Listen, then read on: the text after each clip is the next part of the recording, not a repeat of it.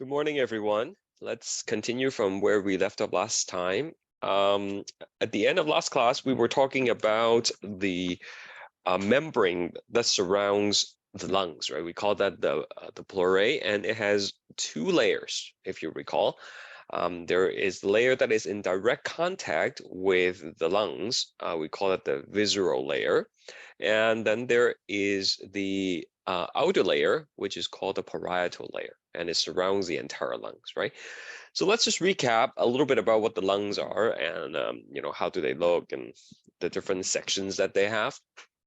Overall, the lungs are pretty light and spongy. It's what you would expect because it's filled with air for the most part, right? And depending on which side you're looking at, it's divided into different lobes. For the right lung, we have the superior, the middle, as well as the inferior lobe. And for the left side, excuse me, and for the left side, we have the only the superior and the inferior lobe. And the reason for that is because the position of the heart is slightly to the left side, and it sort of takes up a little bit of room from the left lung. So the double layer membrane is called a pleurae. Singular is pleura. And like I said earlier, there is the visceral layer that is in direct contact with the lungs, and the parietal layer that is on the outside.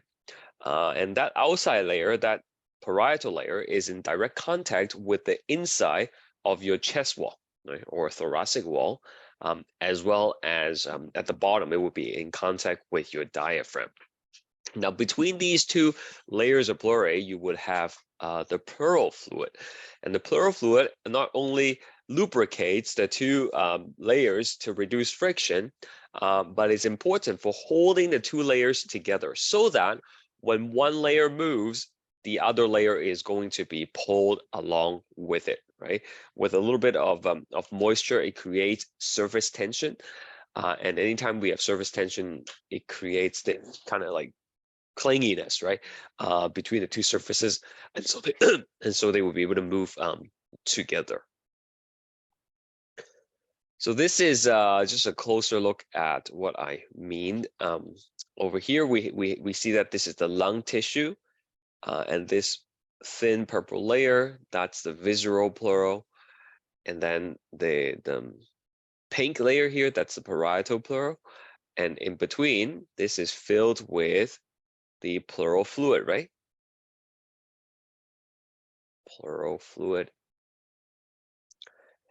While the visceral layer is in direct contact with the lung, the parietal layer is in direct contact with the chest wall. And at the bottom here, you can see the parietal layer, which is shown in dark brown here, is in direct contact with the diaphragm. Okay, so this is diaphragm.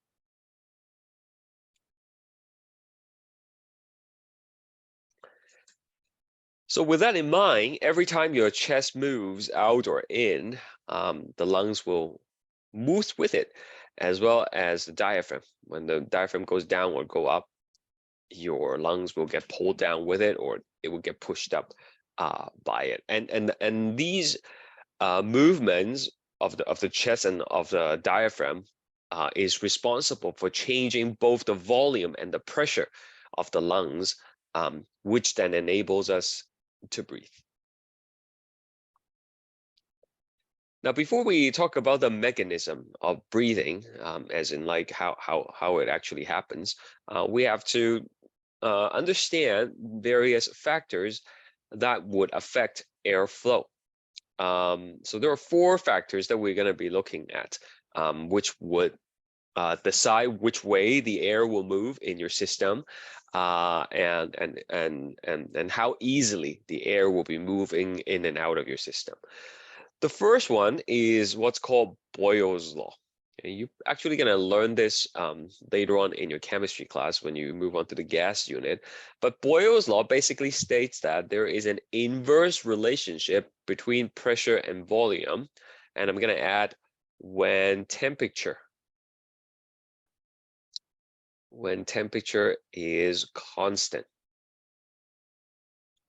Okay, and that would be true for the situation of the lungs, because our body is at 37 degrees Celsius, right? So that's constant temperature. And at the constant temperature, the inverse relationship means when you increase the volume, right, that would cause the pressure to go down.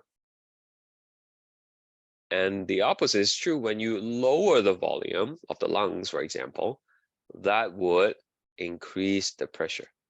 Oh, you guys learned this in chemistry 1 already? Fantastic. Okay, so that's someone just private messaged me and told me.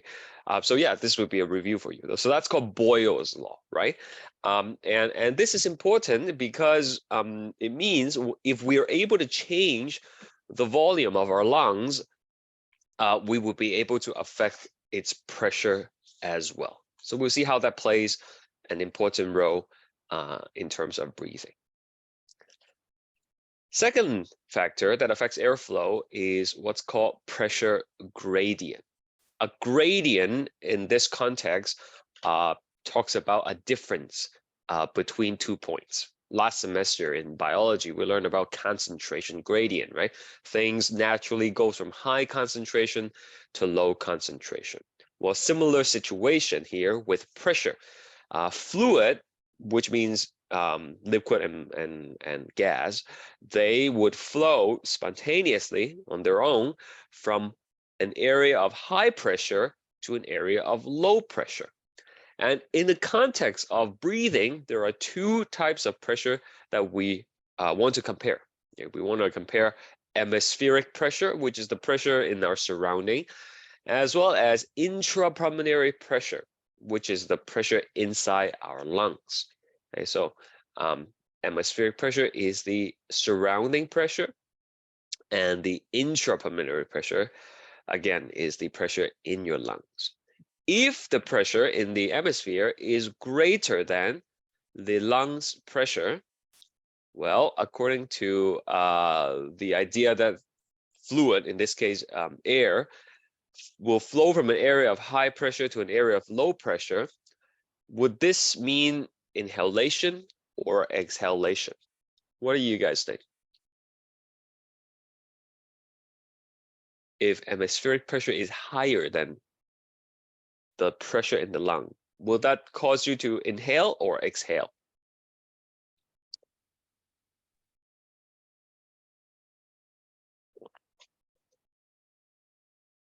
Yeah, inhalation, exactly, right? Because the air would flow from the environment into your lungs. So this is inhalation.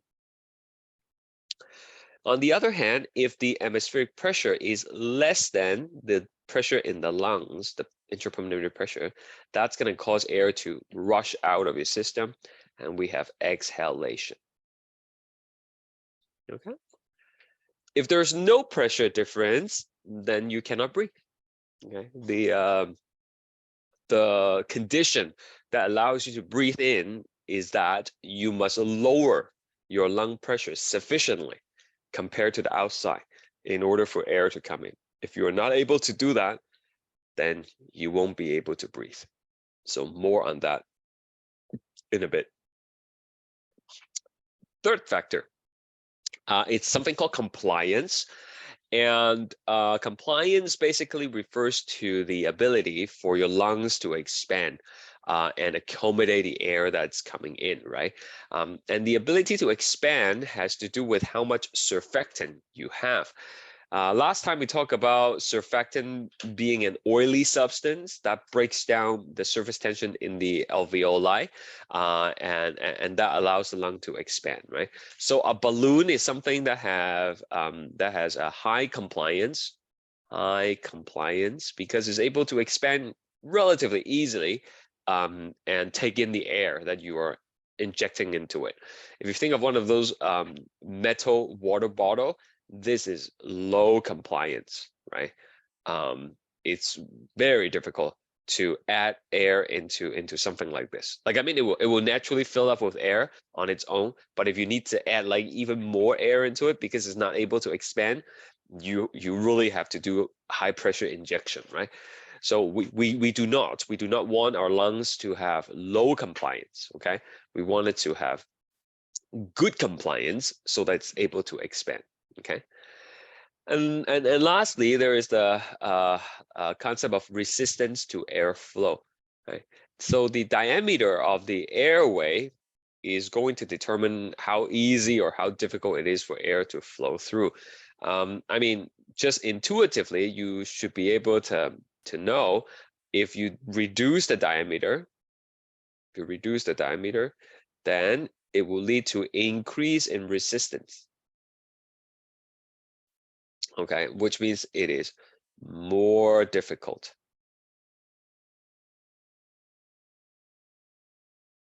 to breathe, right?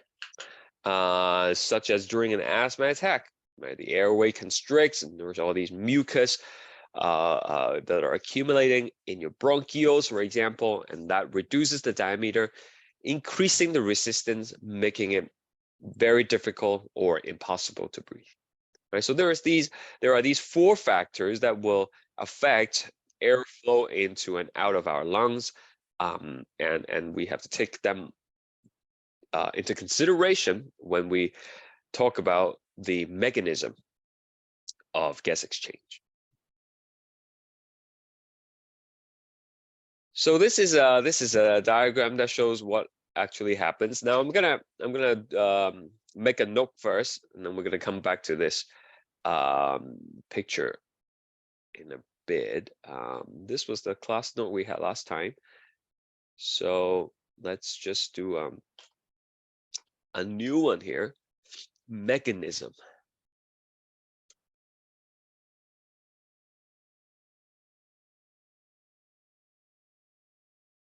Or breathing.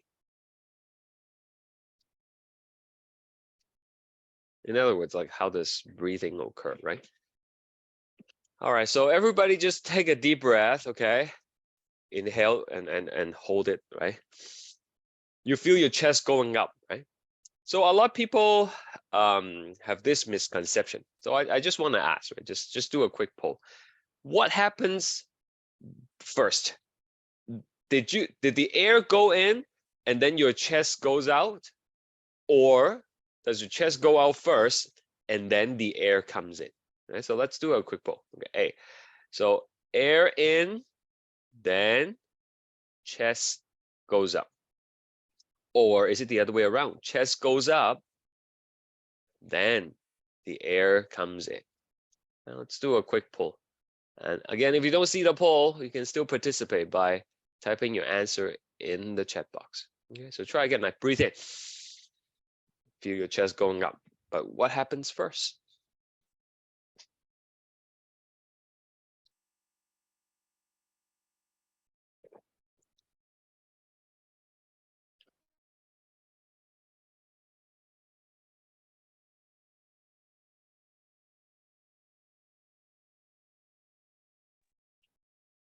Ooh, we have pretty good participation this morning. Very good. Okay, so like 64% of you said the air goes in and then the chest goes up. And then 36% of you say the chest comes up and then the air goes in, right? I can see why people think it's A, right? Like, because like I can feel it, right? Like I breathe in, see, air goes in and then my chest goes up, right? Okay.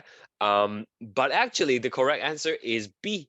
The chest must go up first and then the air will come in. And I'm going to try to explain to you why that is the case. Okay, I know it's hard to imagine if you have chosen A, why that is the wrong answer, but hopefully I'm going to convince you. Okay, so let's say inhalation. Inhalation is breathing in. Okay, breathing in. So let's see what's going on here. I'm going to try to draw a person. Okay, and this is an exaggeration, okay, to totally help you understand, just to visually see what's going on. Okay, this is not to scale. So in order to breathe in, the chest actually must go out and up, like the handle of a bucket. Okay, not just up, not just out, but like simultaneous, out and up. Okay, and then at the same time, the diaphragm has to go down. Now your diaphragm has two states. Okay, so this is like your diaphragm. This is your normal diaphragm. It's like a dome shape, and this is the relaxed position. Right? It can contract and flatten. right? Or relax and be dome shaped. So when you're breathing in, it contracts and it flattens. When you're breathing out, it's like that. So in and out, and in and out. Right? So in order to inhale, to breathe in, the diaphragm is going to go down and it's going to contract and it's going to flatten. Right? So 1 and 2. So 1 plus 2 happens simultaneously at the same time. Right? So rib cage, your chest, okay, goes, we'll say moves up and out. So you have muscle that helps you move that. And at the same time, the diaphragm contracts, flattens, and moves down. And so these two things must happen first before any movement of air occurs.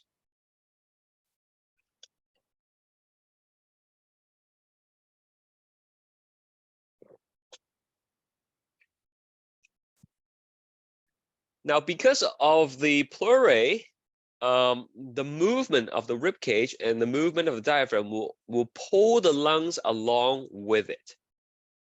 Okay.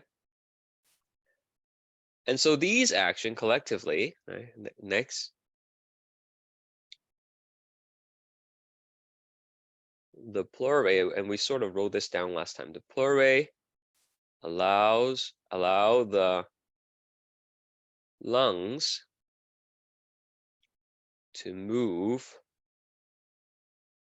with the rib cage, the chest wall, and the diaphragm.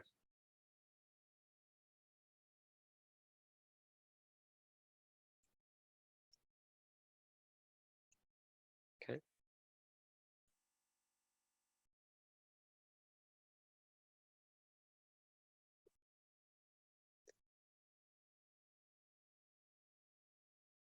So what happens is, because of Boyle's law, when we expand the lung like this, it causes the volume to increase lung volume, which results in a decrease in pulmonary pressure, right? PI. We'll say lung pressure, okay? Lung pressure. PI. Intrapulmonary pressure.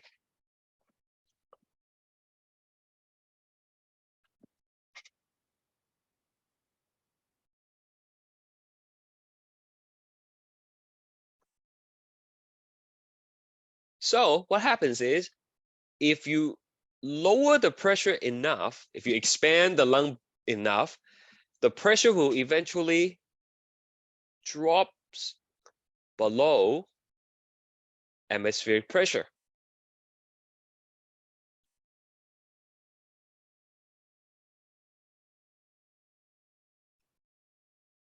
And when that happens, right, this is pressure gradient. Pressure gradient. Then air enters the lung, right? Because it goes from area of high pressure to area of low pressure. Okay, so you see what happens here is that, put a star here, the movements of the rib cage and therefore the chest, right? And the diaphragm creates the necessary conditions for inhalation. Okay, it is because of the movement of these parts that drops the pressure of the lungs, and then that causes the air to come in, right? It feels like our chest is going up because the air is coming in, but it's actually the other way around. Okay. In other words, if you if there's something that is, compressing on your chest, like something heavy, right? And you cannot move your chest, then you cannot breathe at all, right? Because you're not able to drop the pressure to create a gradient. That's why people who are trapped like under rubbles, sometimes they might suffocate because of all the heavy weight on their chest. They cannot move the chest. They can't breathe. Another example is those like those really big snags, like they're called constrictors, right? Like the boa constrictor. The snake would wrap around their prey, and every time the prey breathes out, it wraps a little bit tighter, so their rib cage cannot expand, and therefore they cannot breathe, and that's how they kill their prey. And so it's critical to create a condition using the movement of a rib cage and the diaphragm, such that the air will be allowed to come in. So that's for inhalation. Does any? Yes, go ahead. What's the meaning behind PI? Oh, PI is lung pressure. Yeah, so PI in the earlier in the PowerPoint slides, this stands for intrapulmonary. Intra is within, right? Pulmonary is lung. So basically is pressure that is inside the lung. Okay.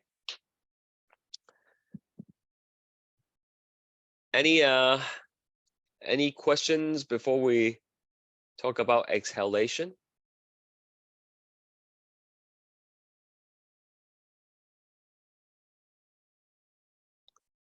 All right, now exhalation is completely opposite, and I'm not gonna write everything down again. Actually is a good practice for you to try to do that. But I'll briefly explain it. Okay, so for exhalation, again, this is an exaggeration. It doesn't actually look this drastic. The rib cage will move back down and in, and then the diaphragm would relax and resume its dome shape. So maybe I'll write that down. Rib cage moves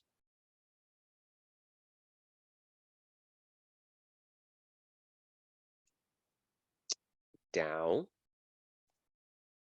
and inward,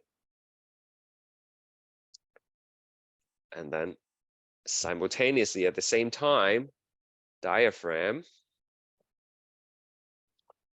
relaxes, moves up,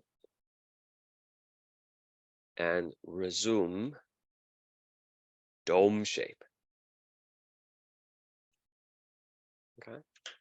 So collectively, this hand is the rib cage, this hand is the diaphragm. Collectively, they compress, they squeeze the lungs, right? Squeeze the lungs, and so that would lower the lung volume, which means it will increase PI. And then when PI is greater than PA, air moves out of lungs. And that's how you exhale. And you can fill in all the details in words later on. But that's basically the key things that are happening. Okay. So you're I think pulling out the lungs or compressing it. You've probably seen a demo of this, right? In your chemistry class, because I know your chemistry teacher has like mini lung model with a balloon and the like the plastic bottle. I don't know if you guys seen that. Yeah, and so by moving the membrane, right, you can see the balloon expand and contract, right? So here is a model, like a 3D model, and this is on eCentennial, so you can go and check it out yourself, right? So this guy is breathing, and we are let's take a look at the side, right? So you can look at the rib cage, right? It goes up. As the rib cage goes up, Well, it's going down now. But as the rib cage goes up, you can see how the lungs getting bigger, right? And I also want you to pay attention to the diaphragm, because when the rib cage goes up, the diaphragm is actually moving down. Take a look, right? Okay, so diaphragm down, and it pulls the lungs down with it, right? And rib cage goes up, diaphragm goes down. But when the rib cage comes back in, the diaphragm pushes up as well, right? We can take a look at the front as well. You see, diaphragm, it's dome shape right now, but when you breathe, it moves down and it pulls the lungs down with it. Okay. I mean, this is not like super fancy animation, but it gets the point across, and you should take a look at them, right? And you actually can click on stuff and press delete and play surgeon with this, because taking away some of the stuff might make it a little bit easier for you to see, right? So you can delete all the cartilage here, and you will be able to see what's actually going on. Now, another interesting thing is, sorry, does the diaphragm also push out the ribs? No, it's completely different. I know it looks like it's doing that, but it's two complete different mechanism. Man, you have muscle that is responsible for pulling the muscle, the rib cage out and in, and then the diaphragm is its own muscle. Okay, if people eat ribs, right, like the cow ribs or the pork ribs, those are the muscle that's responsible for breathing, actually. The heart here, it's quite interesting as well. Like if you just kind of open up the heart, you can see there is your pulmonary valve, and it's opening and closing. And over here you can see your tricuspid and bicuspid. Well, this one is the tricuspid valve, and you can see when this one is opening, this one is closing. All the stuff that we talked about, right? So it's a good idea to just explore this diagram a little bit. And if you mess up and you didn't want you accidentally delete something, you can always press like reset, and it will bring it back to normal. Okay, so this is in the extra resource folder, study resource folder. You know what? I'm just going to quickly show you in case you are interested in checking that out. So we go to your course page, and if you go to content, in your respiratory system on the side, right? There is the 3D models. Okay, so there's only one. So if you click on it, it will take you to this page. Okay. Hopefully that makes sense. Just to really hammer it in, let's spend a moment to do this question number 6 in your study guide. Okay, so for inhalation, right, let's circle everything that happens, and then for exhalation, I'm going to give you a minute to try that. When Yeah. you finish, can you go back to the notes for exhalation? Sure. Yeah. Here, I'll go back to it for a second, but I'll post this as well, right? Okay. But here it is.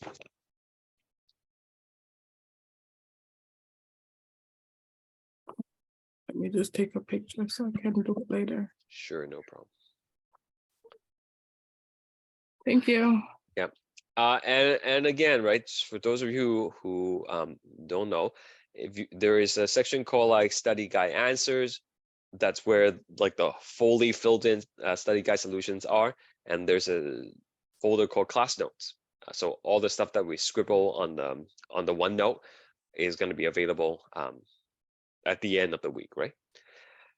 Okay, so over here, hopefully you had a chance to try that.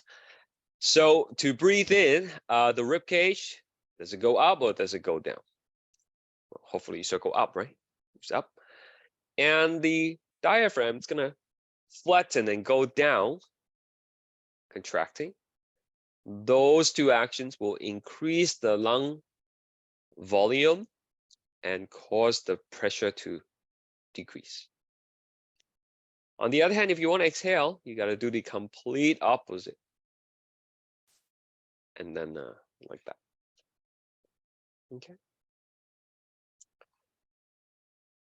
There's something funny. I used to put this exact same question on a test, like when people do face like in class tests, and some student would not remember which one is which. So they would just circle like the same thing. They would just circle the same thing for both, knowing that you were guaranteed to get half of the marks, right? Thought that was a interesting strategy. But these are the correct answers. Okay. All right, what's next? Looks like we have some more poll questions. Let's do that. Go ahead.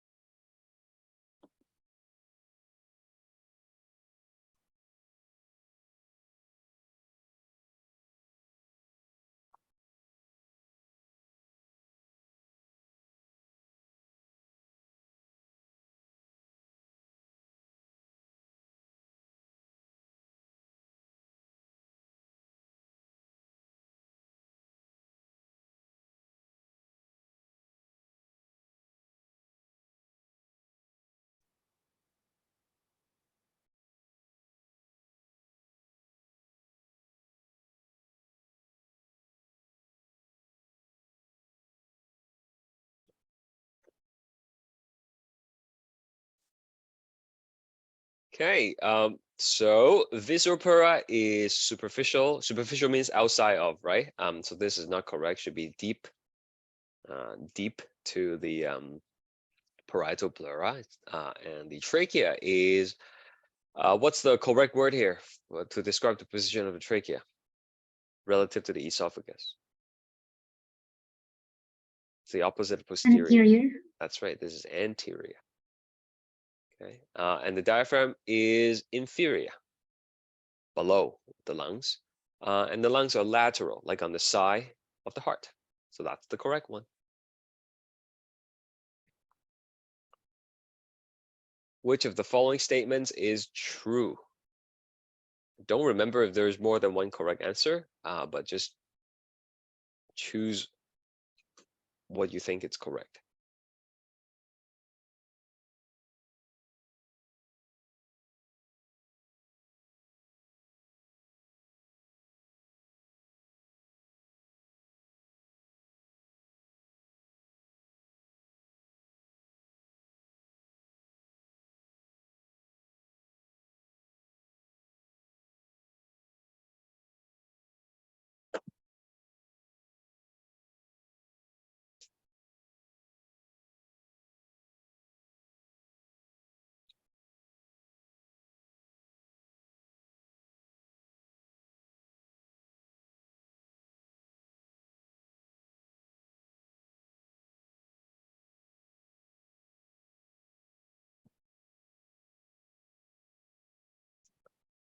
All right, let's take a look here. Increased volume will increase pressure as well if temperature is constant. That is incorrect. It should be the other way around. Increased volume will decrease. Right? There is an inverse relationship between pressure and volume. Increased lung compliance will make it easier to inhale. That is true. Okay, compliance means expandability. If you make it easier to expand, you'll be able to breathe in more. But on that note, it actually will make it more difficult to exhale. If something is easily expandable, it might be more difficult to empty the air afterwards. We're going to come back to that point in a bit. Reduce the airway diameter will lower the resistance. That's not true. It will increase the resistance. And air will naturally flow from low pressure to high pressure. It should be the other way around, high pressure to low pressure. Okay, so the correct answer is B.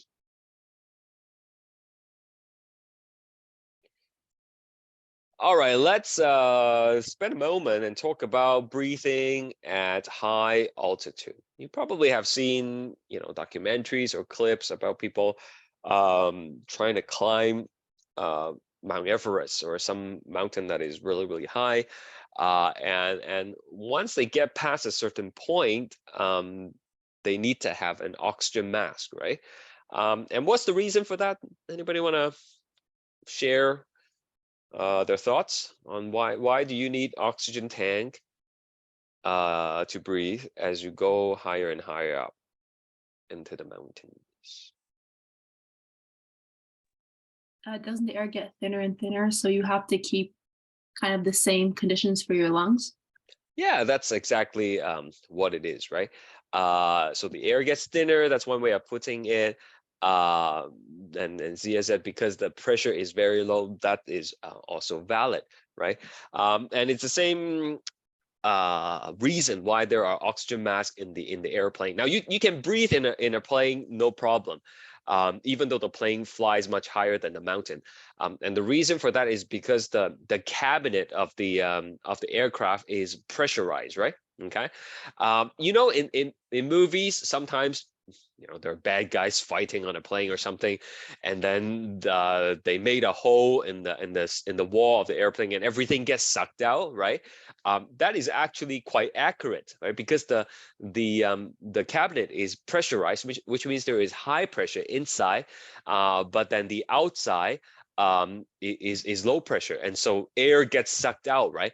And when the cabinet gets depressurized like that, you would have a hard time breathing. That's what those oxygen masks are for, right?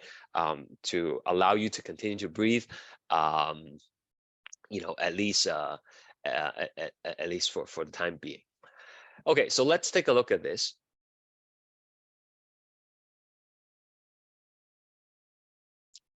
Let's draw this out on the class notes.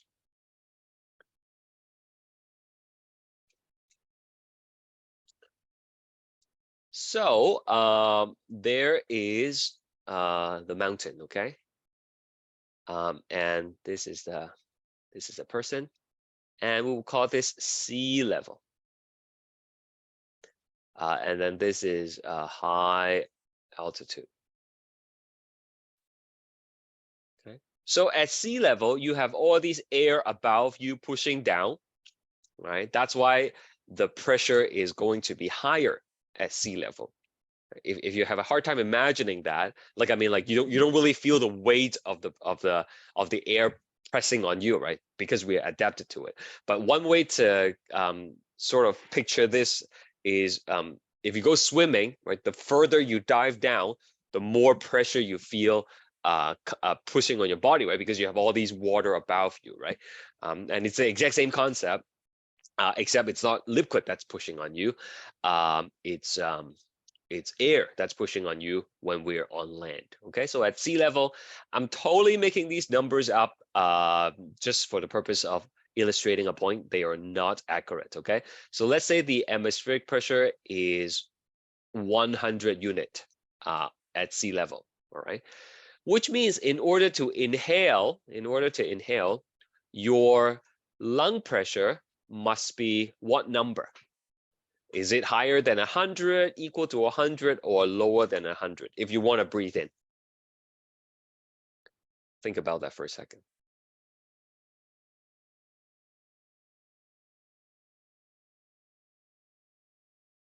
Lower, exactly, right? You got to create a lower lung pressure, lower than the atmosphere in order to create a gradient for the air to come in, right? So that would be, again, totally making this up. Let's just say 60, okay? So this is going to create a difference of 40 and you're breathing in no problem. So now this guy is going to go up and, is going to be high up in the mountains now, okay? Assuming the person does not have any breathing gears, right? So how is he going to breathe now? Well, up here, the atmospheric pressure might be just 80, right? Because you have less air compressing down on you, right? More air pressing down here. And over here, I mean, you didn't get a new lung, right? It's still the same chest cavity. And so you are not going to be able to expand beyond your normal expandability. And so you will still only be able to create an intrapulmonary pressure of 60. And now the pressure difference is only 20. And so less air is going into your system. Okay. And as you get higher and higher and higher, there's going to be a point that the pressure, the atmospheric pressure is so low that you physically is not going to be able to lower your lung pressure to match that. Okay. And if you cannot create a difference, you won't be able to get air into your system. Does that make any sense? So when they say the air is thinner, what they really mean is that there is less air around. Okay. And that causes the atmospheric pressure to be lower, and you would have a hard time breathing because you cannot lower your lung pressure significantly to create a pressure gradient. Okay, so that's where you have to measure wear the oxygen mask. And for people who climb Mount Everest, right? Again, if you watch the documentaries, any documentaries related to climbers, you will know they actually have to acclimatize. Right? They actually have to progressively move a little bit higher at a time to get the body used to the thin air first, right? You know, maybe it will trigger your body to create a little bit of EPO. Remember, we talked about erythropoietin, and then that would increase your blood cell count, right?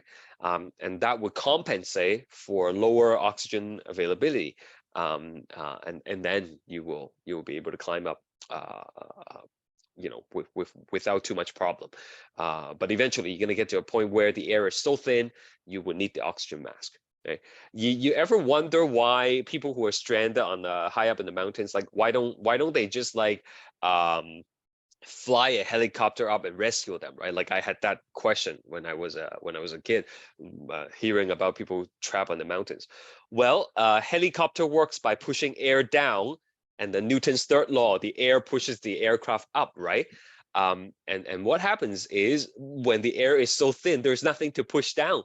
And so the helicopter would not be able to fly, right? You know, you cannot fly a helicopter if there's no air. Like if you put a helicopter on the moon, the blade would rotate, but because there's no atmosphere, it would not be able to fly, right? So similarly here, when the air is so thin in the mountains, you won't be able to fly up. Anyway, that turned into a physics lesson, but you know, it's a related concept. And yes, Min mentioned that pro athlete also do this as training. Yeah, they go up to the mountains, they, you know, expose themselves to you know, high altitude, thin air, and that triggers their body, right, to create the EPO and make more blood cells for them. So when they return to sea level, they are more efficient at delivering oxygen. Okay, so that is that. They use specialized masks now, yeah, so they don't have to physically go up. They just like simulate the low oxygen environment. I'm guessing what those masks are. All right, the urge to breathe. The urge to breathe. Now, this is an interesting one. Another misconception. Okay? People think your body breathes because you have low oxygen in your blood, but the trigger for breathing is actually carbon dioxide as well as hydrogen ions. We'll learn more about the brain later on in the second unit, but there is a part of the brain in the brainstem that's called the medulla oblongata. The medulla oblongata contains the respiratory center, and this respiratory center is sensitive to how much carbon dioxide as well as H+ you have in your blood. The more carbon dioxide you have, the greater the urge to breathe. So why is that the case? Let's try to explain that again in the class notes. Now we all know that we perform cellular respiration, and that is like C6H12O6 plus 6O2, producing 6 carbon dioxide and 6 water, right? And then there's like the 36 ATP. So if you hold your breath, right, and not breathe, what's going to happen is cellular respiration will continue to occur, and then the amount of carbon dioxide is going to increase, right? Increase in blood over time if we hold our breath. Okay, because if you're holding your breath, you're not breathing them out, right? So they have nowhere to go. It just keeps on building up in your bloodstream. Right? So again, a little bit of a chemistry. See if you remember what's going on. Carbon dioxide in your blood will actually react with the water. Does anybody know what this becomes when you put carbon dioxide and water together?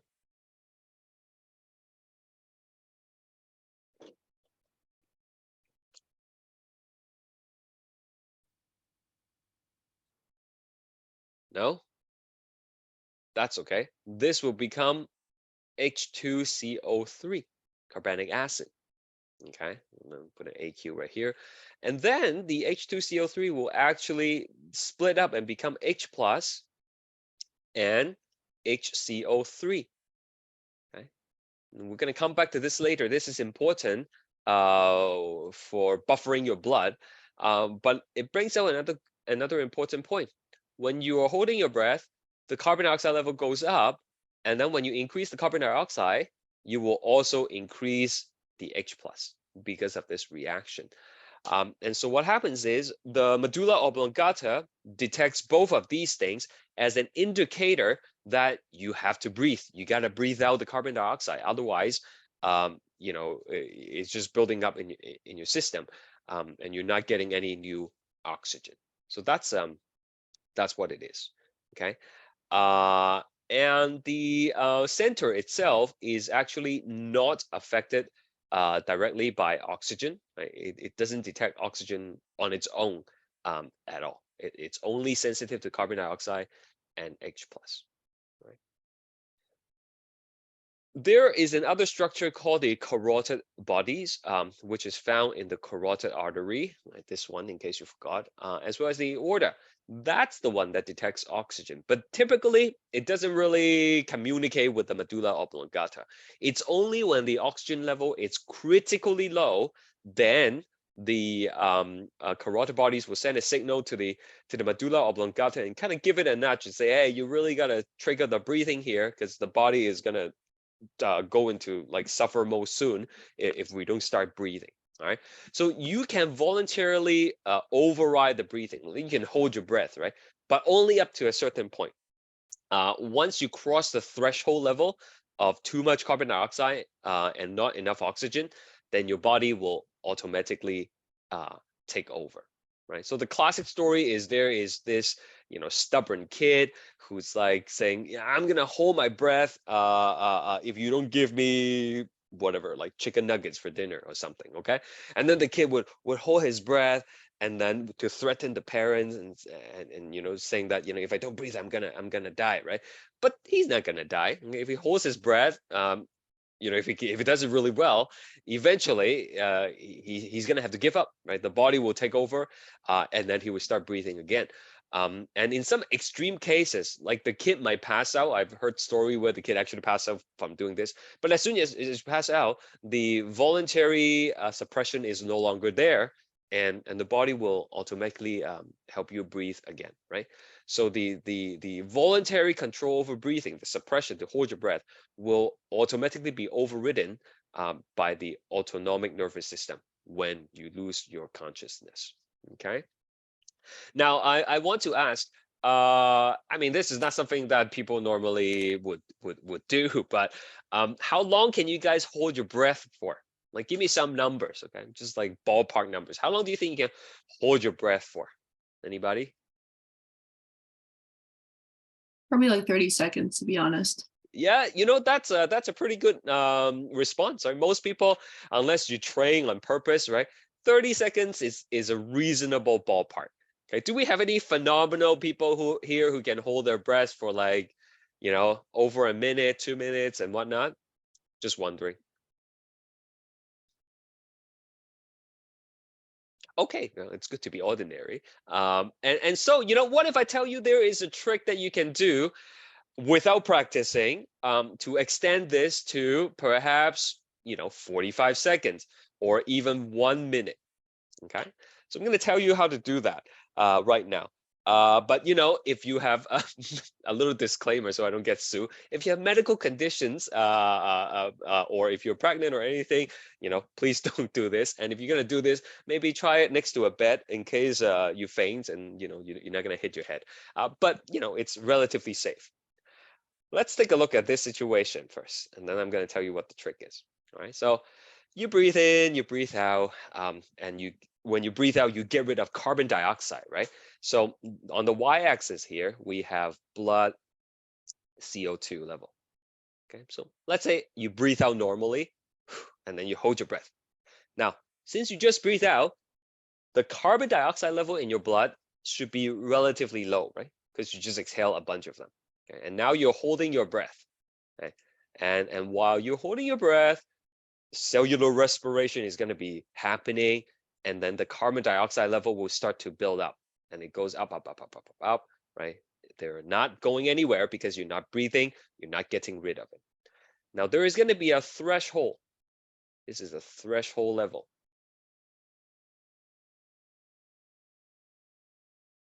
Okay, once the carbon dioxide level reach this threshold, it will trigger the medulla oblongata to force you to breathe. Okay, so you can hold your breath, okay, and then after 30 seconds, you're like, oh, I can't do it anymore, and then you go, when you exhale, and then you start breathing again. So as soon as you exhale, the level of carbon dioxide will come back down, right?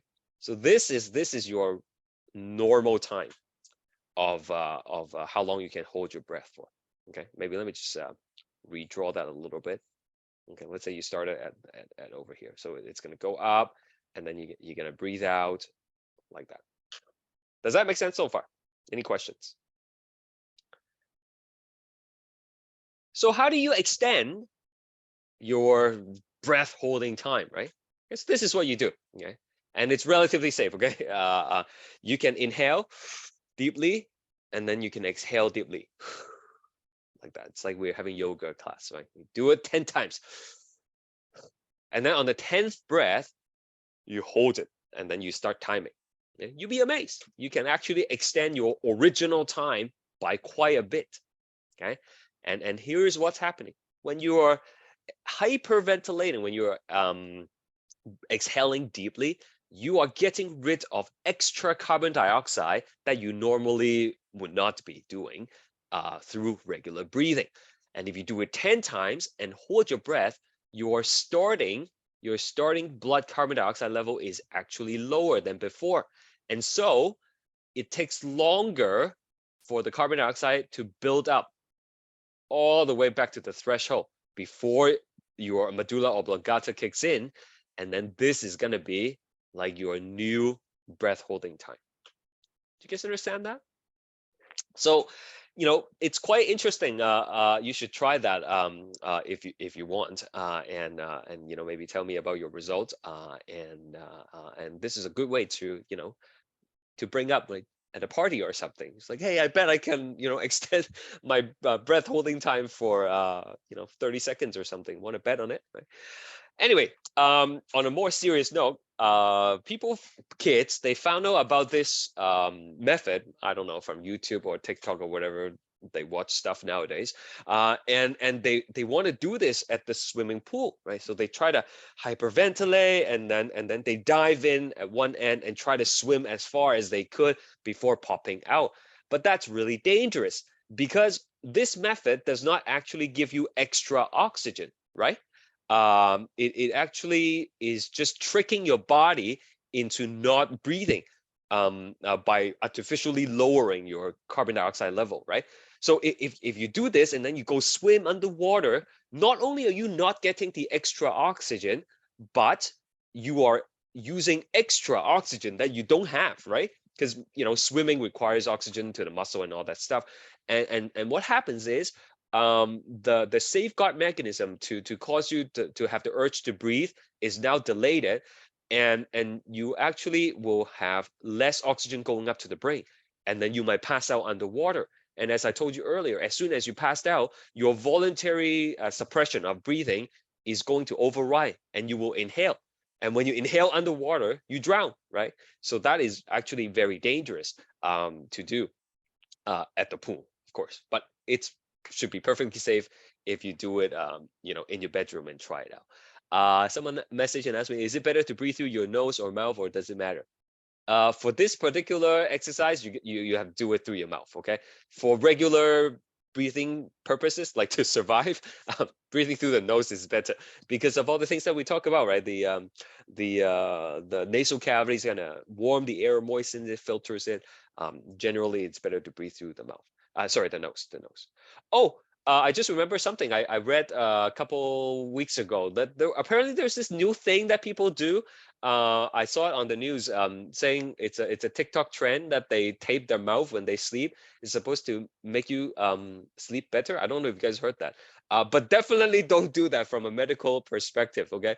Because the mouth is the only other place that you can breathe if your nose is obstructed, okay? And if you tape that up, and then somehow your airway gets blocked while you're sleeping, like by mucus or something, you sealed off the only other way for you to breathe, right? And that could cause quite a bit of problem.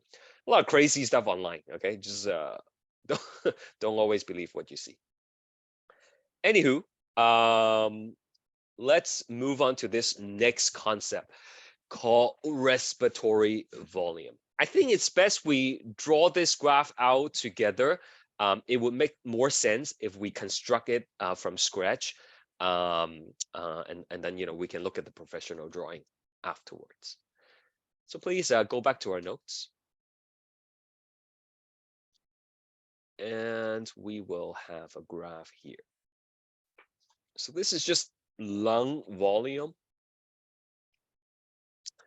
And then this is just like over time. Okay, so I'm going to give you a moment to do that. Try to make this a little bit big. If this is your note, right? Maybe use half a page for it. Right? Don't do a tiny one because there's a lot of information we have to fit on it. Just to help you organize your notes a little bit here.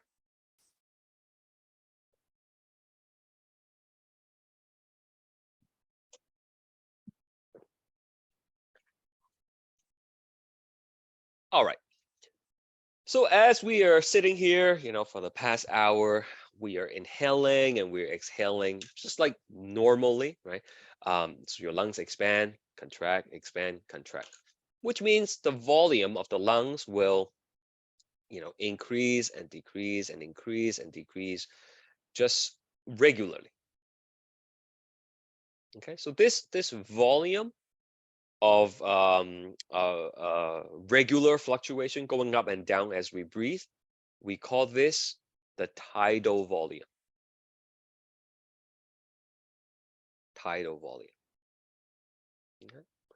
And depending on your build, your tidal volume might be higher than another person. Okay. People who have bigger build might have a higher tidal volume than people who are smaller. And it's not about better or worse. It's just about meeting the needs of your body, right? So that's the tidal volume. Goes up when you breathe in, goes down when you breathe out. Okay, nothing special. Now, maybe you want to try this with me. At the end of your next inhalation, if you continue to breathe in as much as you can until you can't take in anymore. Okay, so that extra bit of air that you just inhale, okay, that extra bit of air that we just inhale, that is called the inspiratory. Inspiratory reserve volume, okay, or IRV. Is the extra volume that you can voluntarily intake beyond your normal tidal volume. Okay, so normally we don't use that capacity.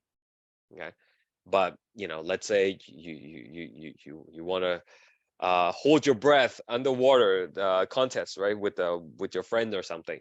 You might want to tap into the IRV. Take a deep breath and then you go down, right? Okay, so that's inspiratory reserve volume. Okay, so now we exhale. back to normal breathing. So tidal volume again. Right? Now, next thing we can do is we can breathe out as much as we can after our normal exhalation. So until you have nothing else to come out. That extra bit of air that you just breathe out. Now, don't go all the way to 0, okay? I deliberately just go here, okay, in your diagram. That extra bit of air that we just breathe out, you can probably guess the name. That is the expiratory. Expiratory reserve volume, the ERV. And then you can inhale and it will take you back up. Does anyone have any question about these three things? The IRV, the TV, and the ERV.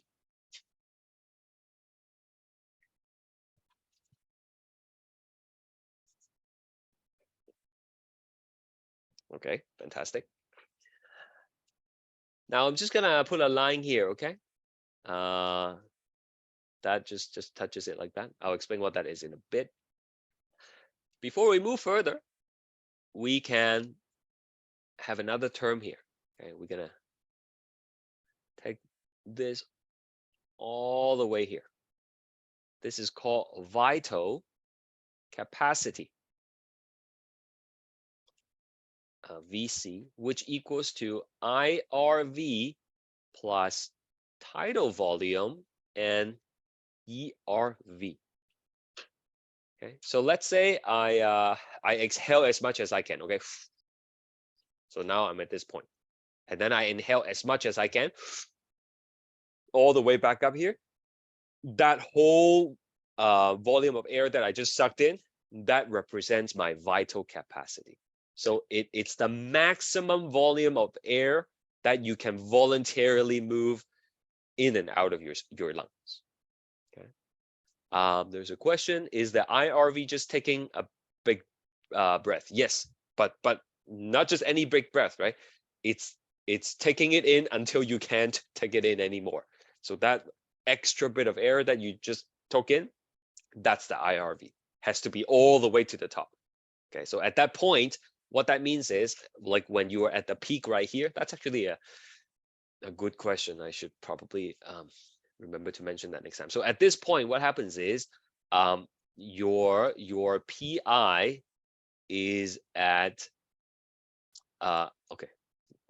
Let me rephrase that. You cannot lower the PI any further.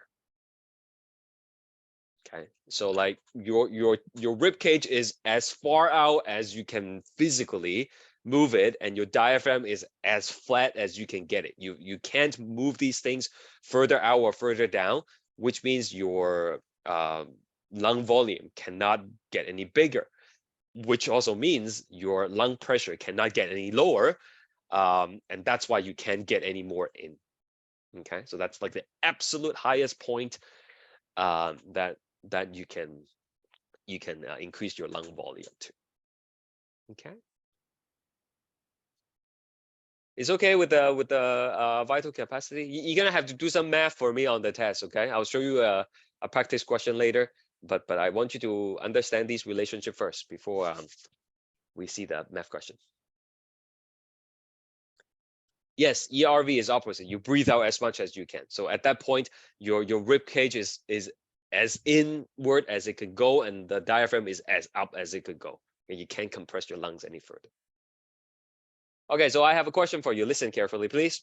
When you are exercising, okay, I want you to think about how these four things would change. Let's say when you are exercising.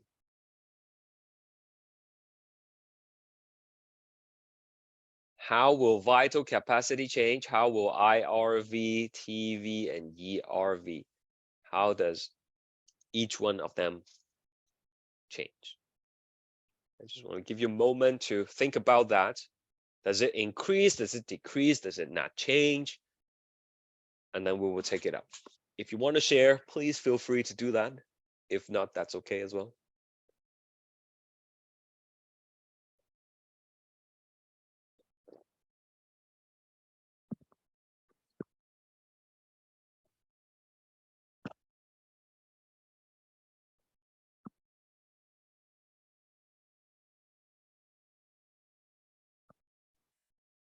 All right, vital capacity.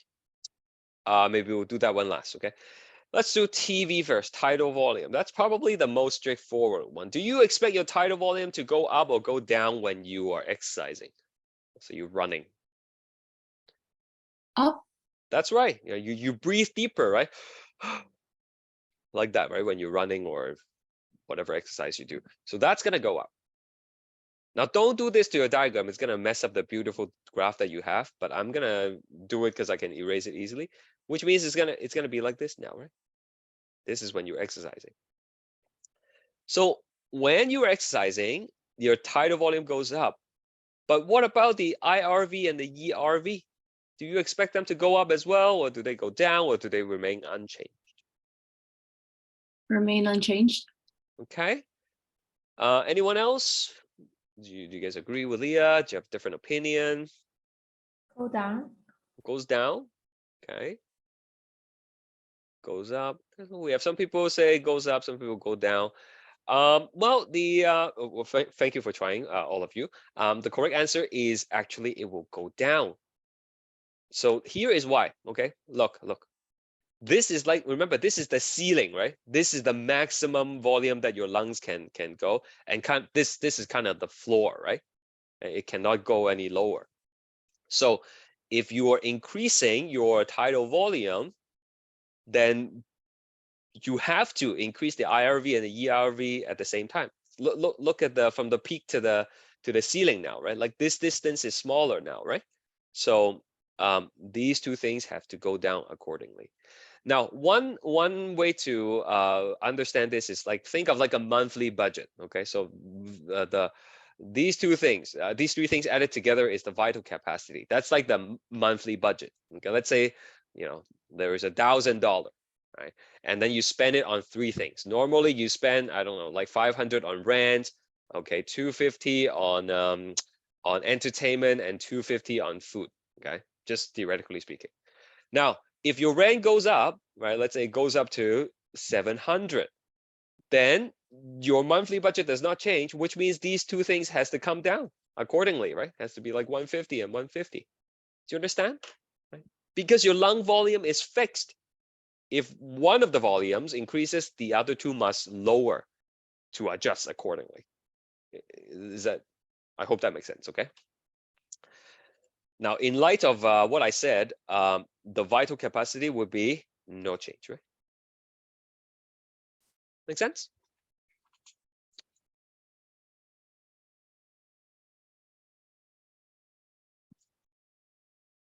All right. So just two more things, and then we will have a break. The reason I asked you to not put the graph all the way to 0 is because you cannot completely empty your lungs. Okay, you cannot completely empty your lungs. Over here,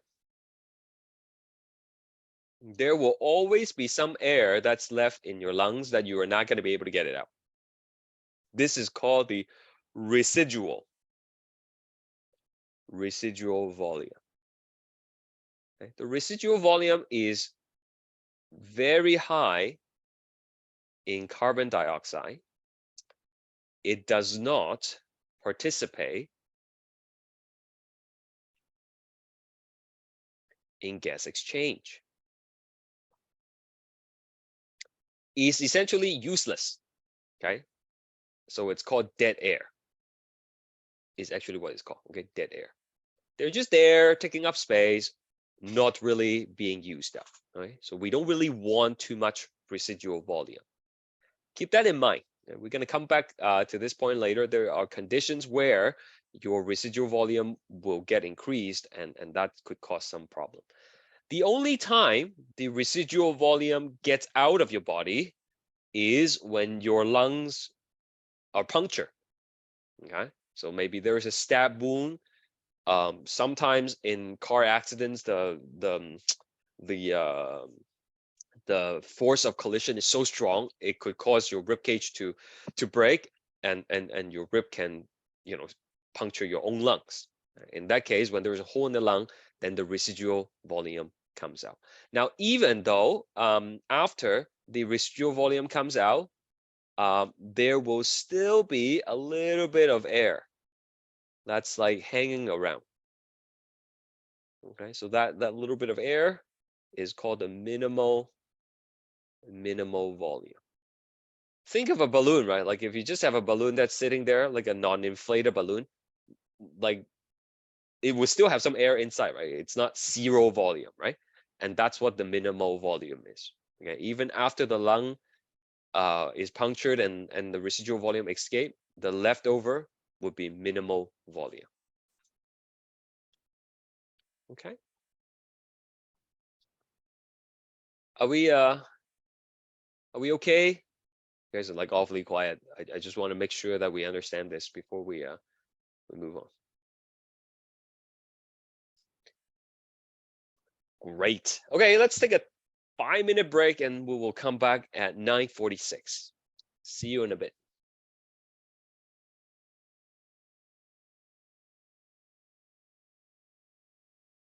Hello, let's get back to it. So, what's going on here? Okay, that's like basically showed everything that we talked about. Now you don't have to know some of these things, okay? Like you don't have to know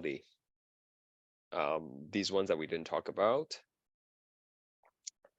And there's one thing that's missing here, right? Like the minimal volume. Although the minimal volume is kind of it's embedded within the residual volume, but like it would only show up once you pop your lungs, right? Then part of your residual volume comes out, and whatever's remaining, that would be your minimal volume. You can find out what your lung capacities are by breathing into one of these tubes that get hooked up to a machine that measures the change in the air, and they will be able to tell you. But normally people wouldn't find out. Okay, it's only if you're an athlete, for example, or if you have certain lung condition that they would try to do this for you. All right, let's see if you were paying attention. Let's try this question.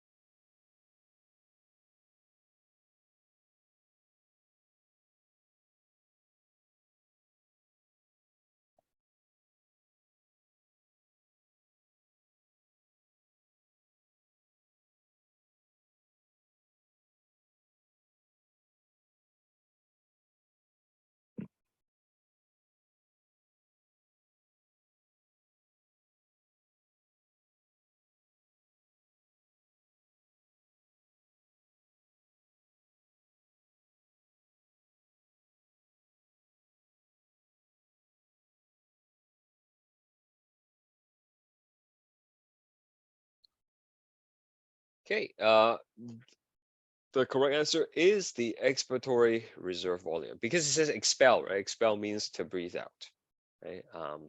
If it's talking about voluntarily inhaled, then that would be inspiratory. Okay. All right, here's a math question. Please try it, and then let me know the answer, okay?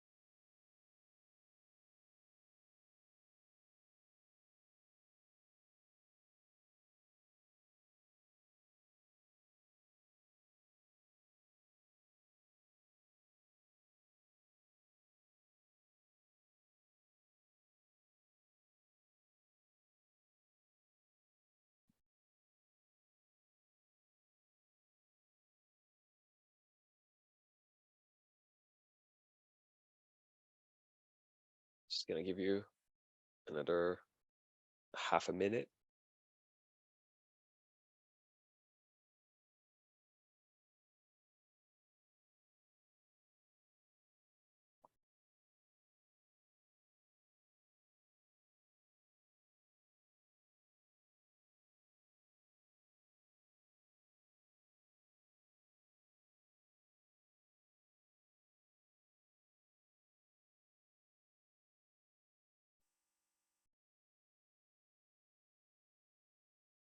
All right, so we have to find the IRV, and we know the vital capacity is inspiratory reserve volume plus tidal volume plus expiratory reserve volume. And so the vital capacity is 6,000 in this case. The IRV is what we're trying to solve. Tidal volume is 500 and ERV is 1,000. So if you take 6,000 minus 500 minus 1,000 minus 500 minus 1,000, that's going to give you 4,500. Okay, the lung capacity is just there to throw you off. It has nothing to do with the question. Okay, that's that. All right, let's talk about smoking briefly. Tobacco is the only legal consumer product that kills half of its regular users.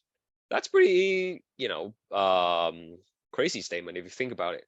Right? If someone tells you, there is this vacuum, and if you buy it and use it, there is a 50% chance it will kill you. You're probably not going to buy the vacuum, right? But that's exactly what this is saying, right? Even though the chance of someone dying from using tobacco is really, really high globally, many people still uses it. Okay, so cigarette smoking kills about 4 million people each year, and about 70% of deaths occur in developing countries. Non-smokers are also affected because of secondhand smoke. You don't have to be standing next to a person who's smoking to inhale secondhand smoke. These things can get soaked up into furnitures, for example, and you can still pick up the scent from those. If you can smell it, then you're breathing it in. Okay, so non-smokers are also affected. This is just some data that I got from the World Bank, and in 2020, this shows the prevalence of tobacco use in male, and you can see in a lot of the heavy users are concentrated in countries that are developing. Basically, the dark color, the higher the percentage of the population is using tobacco.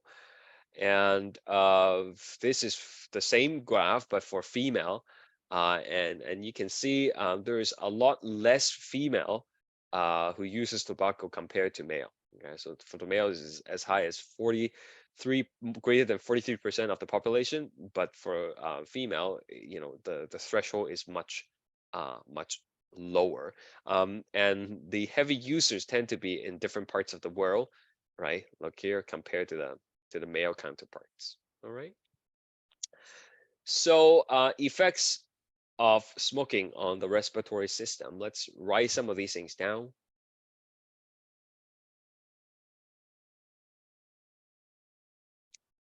I'm just gonna do a simple mind map. Okay, we're gonna put like smoking in the center, and then we're just gonna, talk about different aspects of it. So smoking, the cigarette smoke, actually will paralyze cilia. Okay, and eventually damage them. Like if you just smoke like once or twice and then you decided to stop, that's fine. Your cilia is not gonna be irreversibly damaged. But if it's long-term smoking, then eventually the cilia will be completely gone, and and the ciliated columna, like the tissue that makes up the inner lining of your airway, right, will be replaced by scar tissue. Right? So that's going to have a bunch of implications.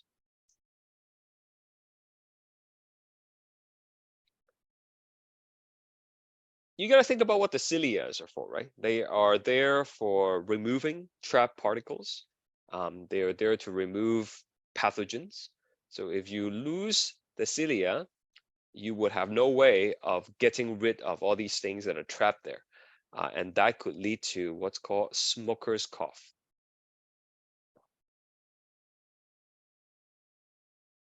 Right? So unable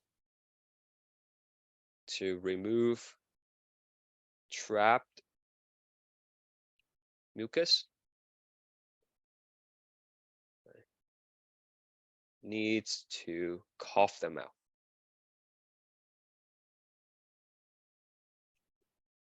So there's this very heavy cough that a lot of long-term smoker has, right? And then they cough out the mucus, right, to spit out. So that's a smoker's cough.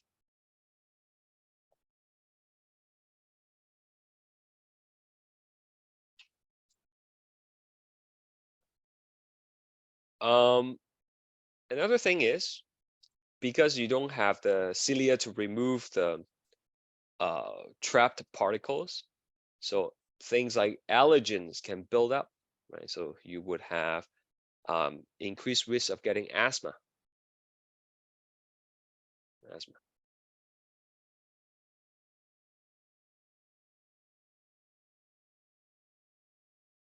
Trapped allergens and dust particles, maybe.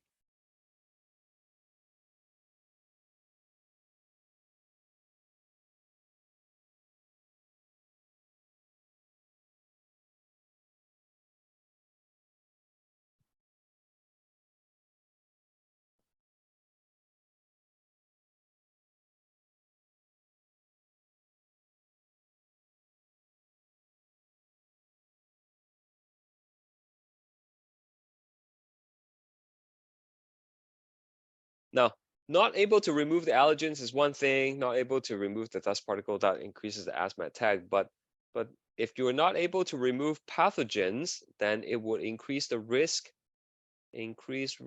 of infection, such as bronchitis, right? Pneumonia.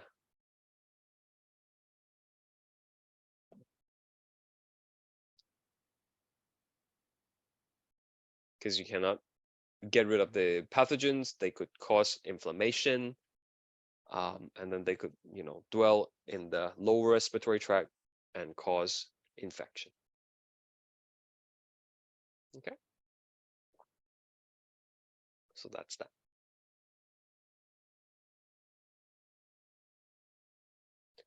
Just gonna give you a moment to copy what you need to. And then we have two other things coming out.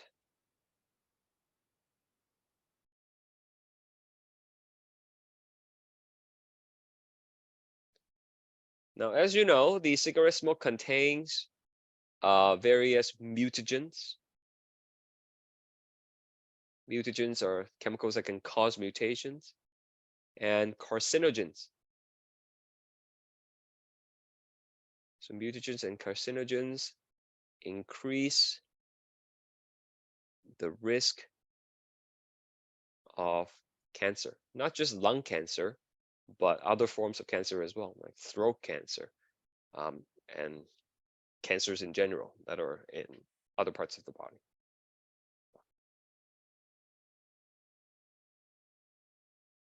Now, I want to emphasize that these are just like increased risk, right? Like it's not guaranteed. I remember I had this coworker. I used to work on like the 12th floor of this tall building, doing research. And one time there was like a fire alarm, and I was in my early 20s back then. And then the fire alarm went off, and we had to walk downstairs. And then afterwards we have to walk back up because the elevators for some reason didn't get turned back on yet. So I had this coworker who was in her probably like in her early 60s, okay? And she's like a chain smoker. It's like every time I see her on break, she'd just be like smoking her lungs out, right? And then she was beside me, and we walked up the 12 stairs, and then I was kind of out of breath by the time we get to the 7th or 8th floor. And then she was fine. She was totally like breathing normally. She was making fun of me. It's like, what's wrong with you, young man? Can't take a little bit of a stairs? And then she was able to walk up the stairs, seemingly not affected by all the smoking that she did, right? So it's not like a guarantee correlation, okay? It's just increasing the risk of all these things happening. And then there is one last thing here that I want to mention. Smoking, if you do it long enough, will actually damage alveoli and cause them to merge together.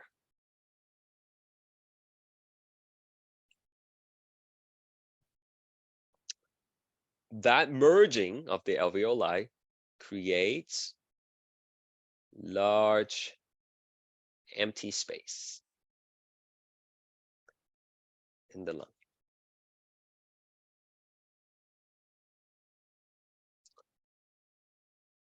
Okay. And it causes something called emphysema.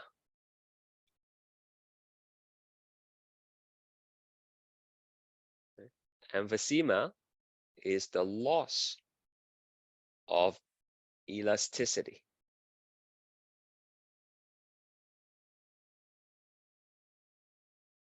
In lungs. Right? I'll let you copy first and then I'll explain.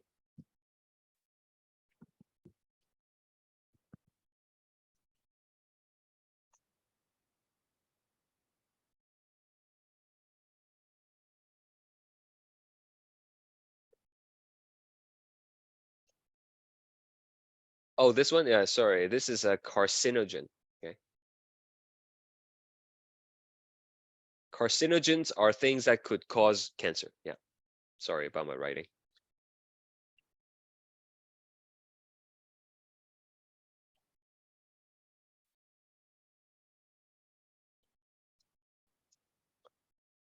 All right. So emphysema, right? Loss of elasticity in the lungs.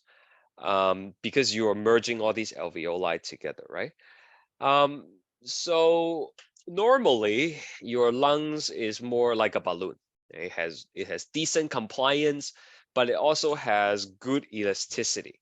So you're able to get air into it, and then the elasticity is the stretchiness of the balloon will help push the air out and help you exhale.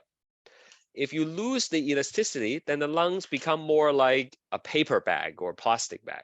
Right? You breathe into a paper bag, the air doesn't automatically come back out, right? It just kind of lingers in the paper bag, right? And that's exactly what happens here. So in emphysema, the person would have difficulty exhaling.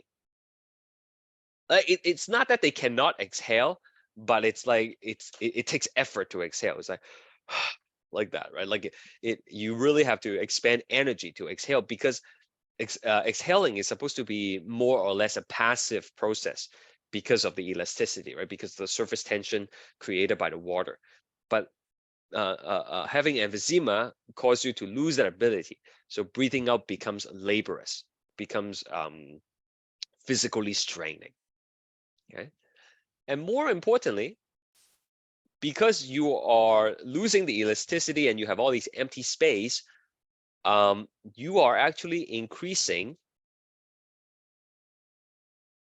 the residual volume. Okay, the dead air, remember, right? In a graph, I'll come back to this in a second. Look at all these dead air, right? Because of the empty pockets that you're creating by merging the alveoli, now you have more dead air. So what does that mean? More dead air means you are reducing available volume for gas exchange. Okay.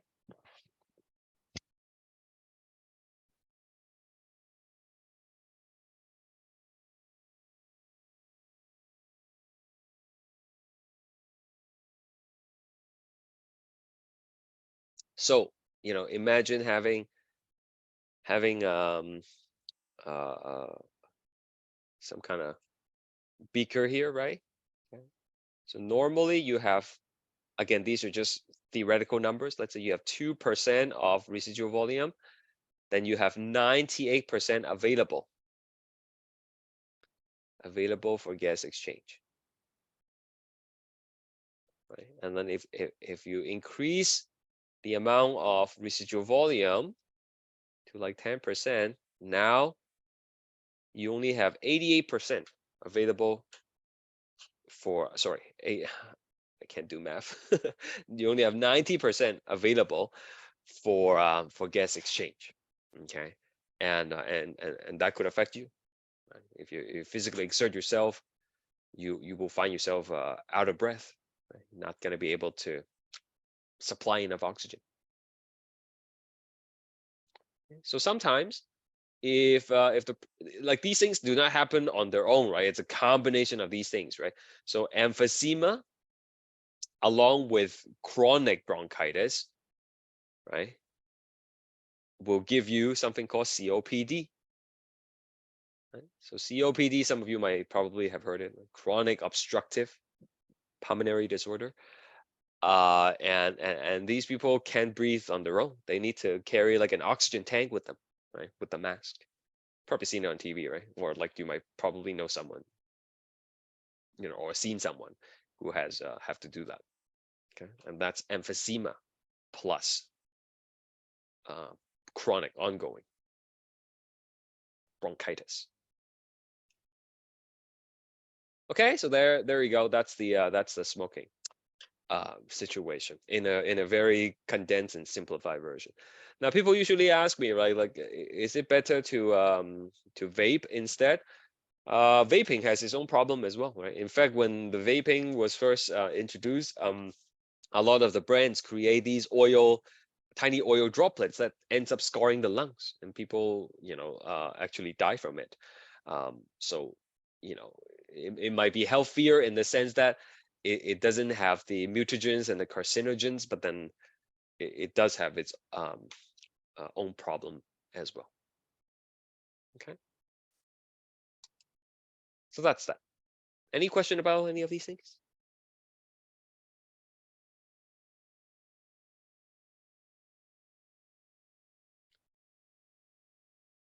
Is there any reason why most smokers show symptoms or illness when they stop smoking completely? Yeah, I mean, like, even if you quit like after 10, 20 years of smoking, right? Some of the damage that was already done are like irreversible, right? So like you will stop making the body worse. And you might even be able to reverse some of the changes, like maybe some of the cilia comes back, but all of the damage that was done is already there, right? So like the risk, you stop increasing your risk further, but then the risk of getting all these things is still there, right? So even if you stop, sometimes you will still have symptoms and stuff like that. Okay. What else do we have? I think we just have a couple more slides here. That's the healthy lung, and then that's the smoker's lung. There is a video that you can search up on YouTube. I forgot to look it up, but there is this experiment that was done where researcher got like a pig lung, just like a fresh one from the butcher's market, I guess. And then they hook it up to this smoking machine, right? That simulate the smoking for the pig lung. just the lung itself, okay? And then they took a video, a time elapse video of what happens, and you can see the lung kind of turning into this black tarry lung after being exposed to the cigarette smoke. I'll try to find a video and maybe post it online for you afterwards. These are normal bronchi in non-smokers. You can see the nice cilia. And in long-term smokers, they are either kind of paralyzed and dead, or they're completely replaced by scar tissue. There's absolutely no cilia here anymore, right? And that leads to all the problems that we talked about. Just a quick story. This is not related to smoking.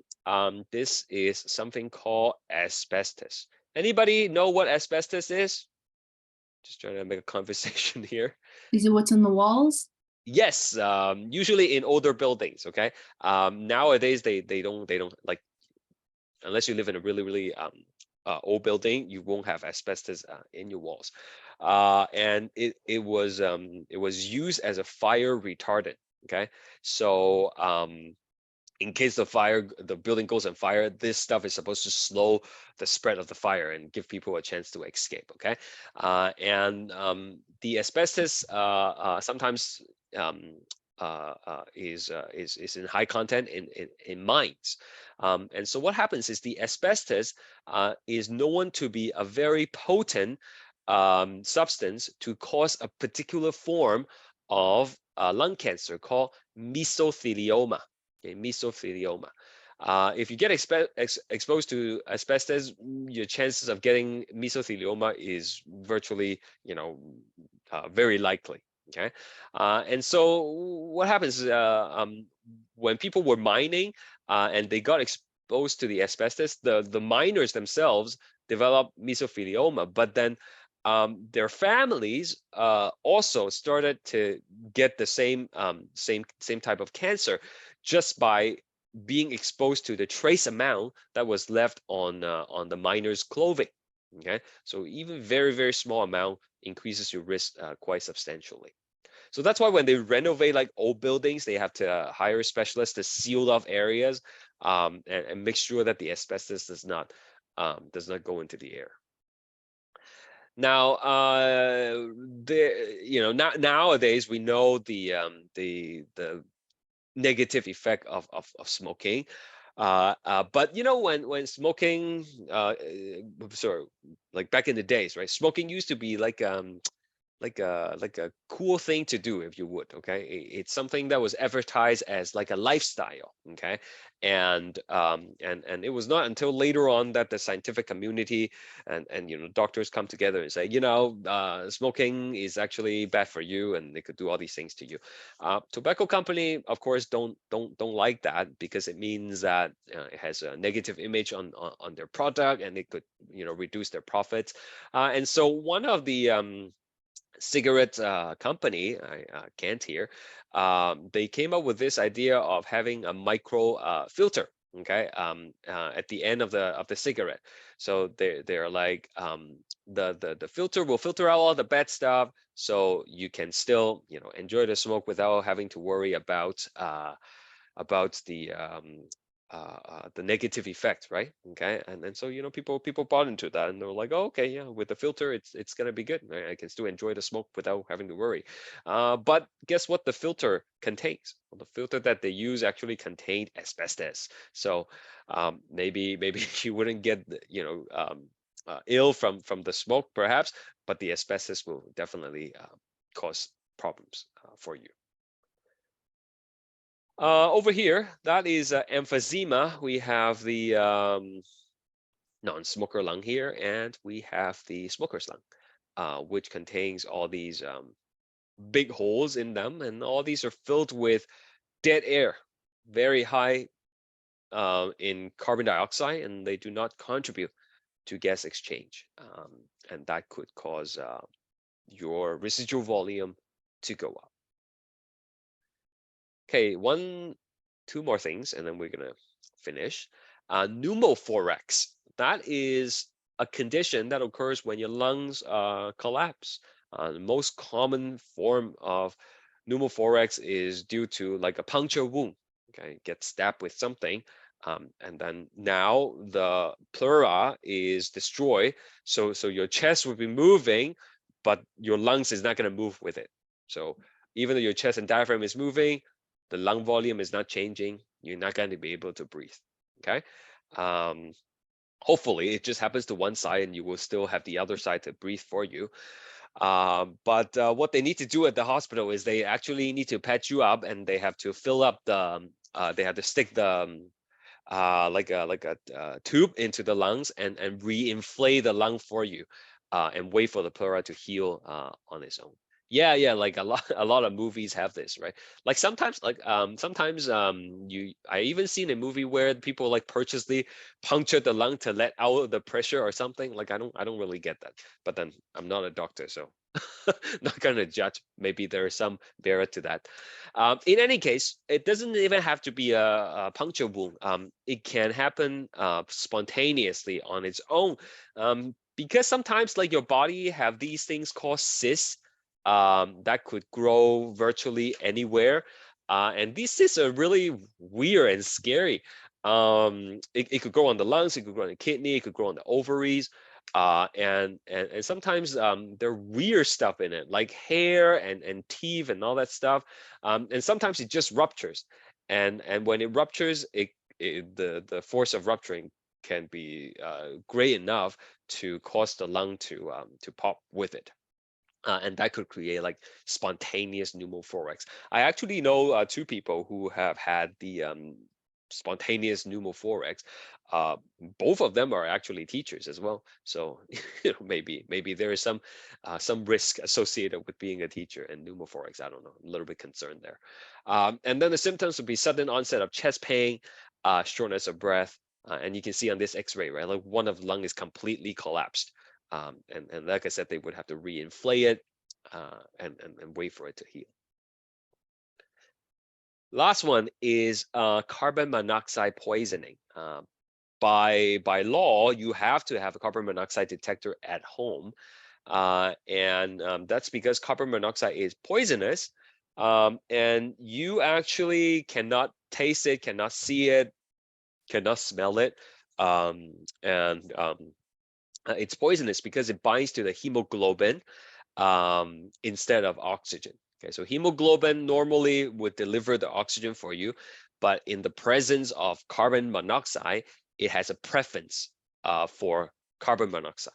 It's like my kids. I ask them, "Do you want chicken nuggets for lunch, or do you want like a Caesar salad for lunch?" Right? They will always choose the chicken nuggets. So the hemoglobin will always choose the carbon monoxide over the oxygen.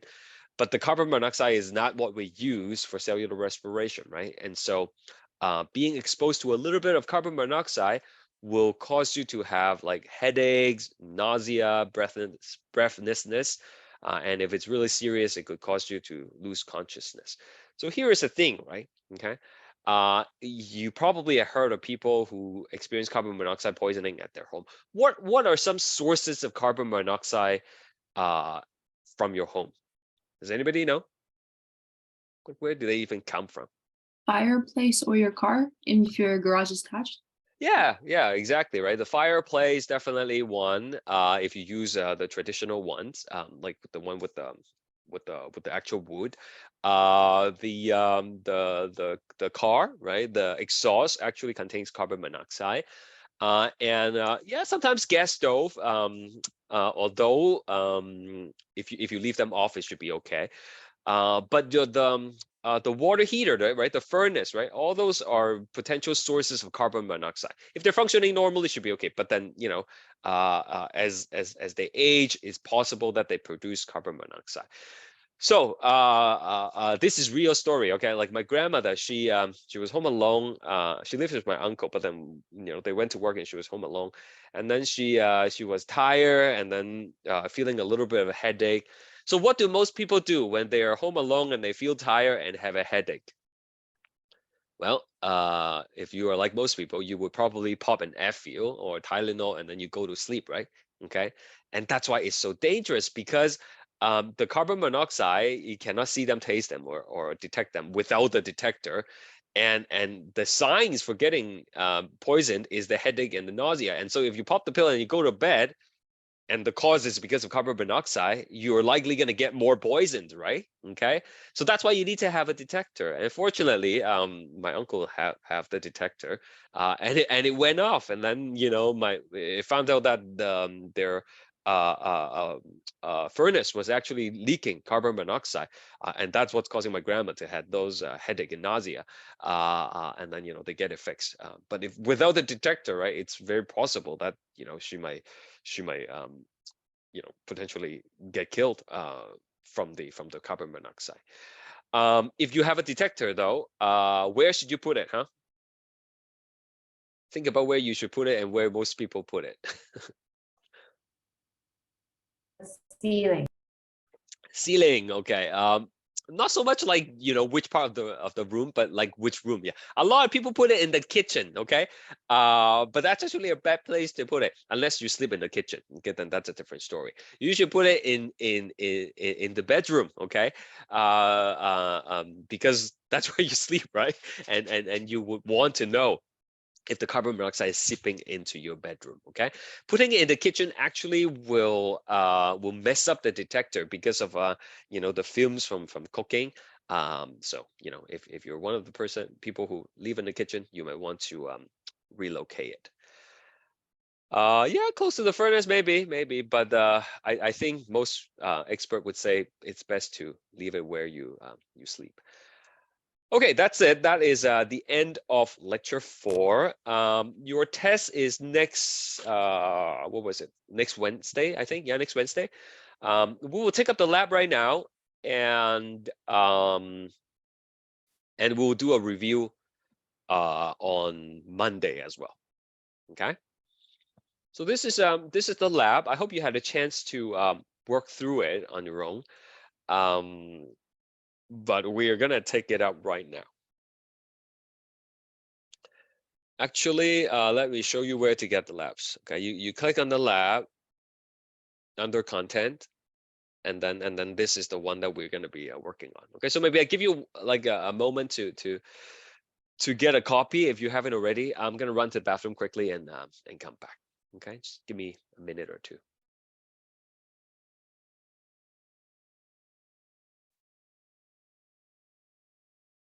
All right. So the lab quiz, which you have to, it's available now, and you have two attempts to do it. Only the best attempt will count. You have between now and Tuesday, I believe, to complete it. And you can just access it through the quiz menu, which is right here. Oh, some of you already did it. Okay, fantastic. Hope you did well, whoever you are. You have to finish it by the 7th. That would be Tuesday. Yeah.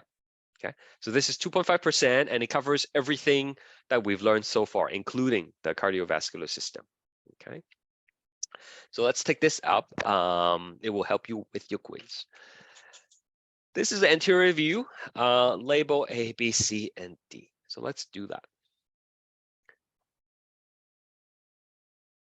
A over here, that would be the aorta. I'm just going to verbally state the function. The aorta is going to distribute blood through your systemic circuit, right? Basically, I'm just going to write it down. Distribute blood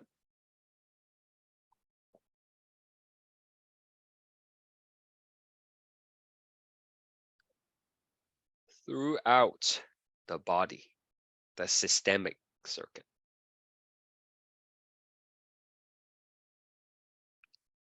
So that's A. B is over here. That is the pulmonary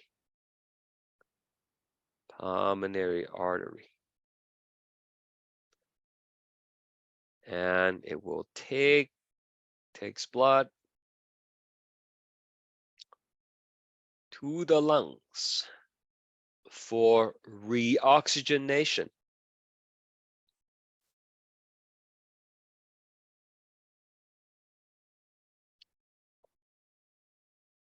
D is up here. That is the superior. Oh, I'm not doing them in order for some reason. I don't know why. Superior vena cava. Right, so that collects O2 poor blood from upper body, right?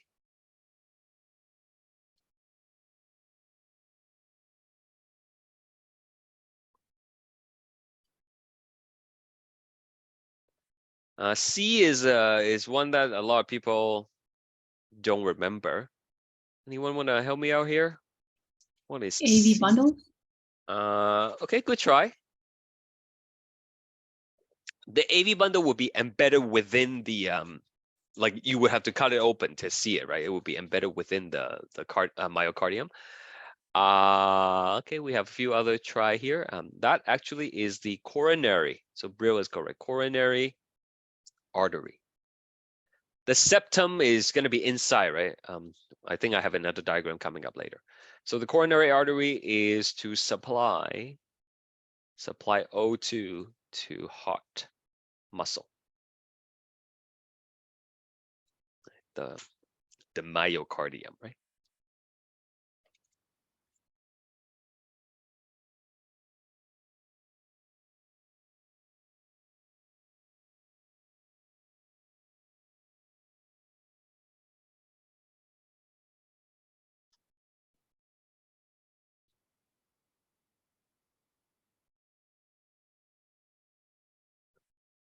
Okay. Moving on. So now this is opened up. Let's label some of these things. H, that is the right atrium. Like if we are doing this in person, you would be like handling the model and looking at it like yourself, right? This is a next best simulation I could come up with the limited resource I have. What about J? Right, this one. Right? Now you can see clearly, right? That is the septum.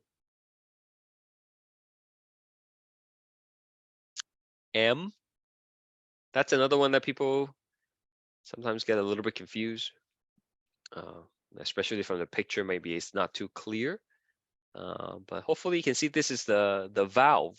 Yeah, one of the AV valves, right? That separates the right atrium and the right ventricle. And this one's on the right side, so that's the tricuspid valve.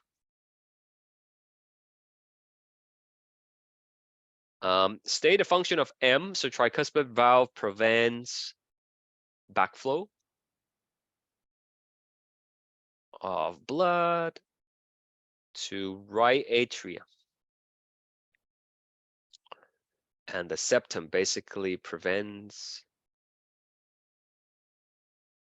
mixing of blood from the left side and the right side. Because I'm sure you know, the right side is oxygen poor and the left side is oxygen rich. We don't want to be mixing them. That's why we need the septum. Okay.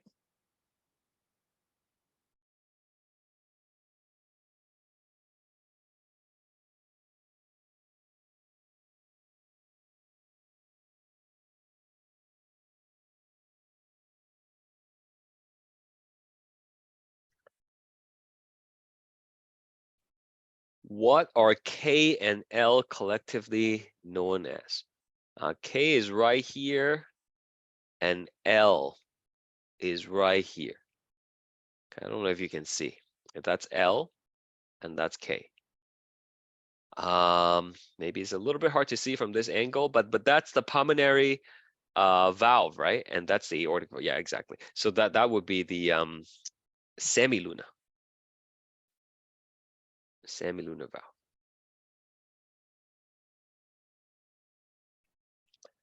Name K and L. K is the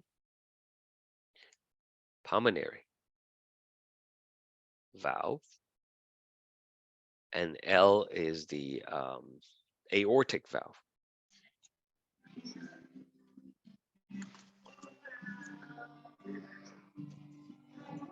you have a question, Ben, or you just accidentally unmute? Okay. Thanks for the background music there. Pretty nice. Identify I and L. I is going to be the left atrium. And N is the bicuspid valve.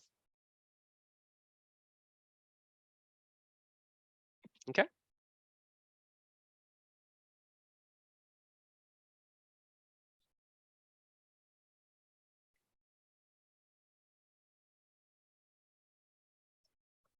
All right, moving on. Label E, F, and G. This is the posterior view. We haven't really seen a lot of posterior view, and so it's good to see this perspective. F, let's do E first. Okay, what is E? E is pointing at this whole thing right here, and so that is actually the right atrium.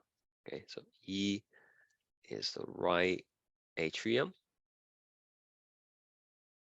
And you know, coming up here, that's the inferior vena cava. It's a little bit cut off, but it's there.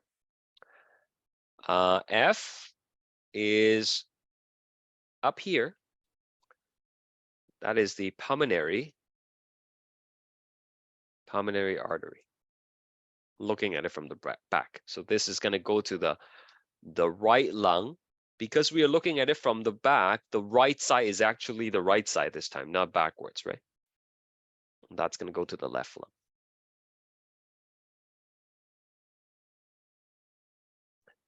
lung. G is the left atrium. Okay.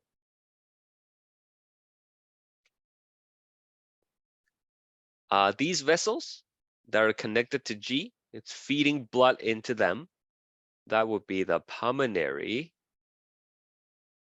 vein. Okay. It wants us to color code them. So that's blue going to the lungs for reoxygenation. And then it will be red when they come back.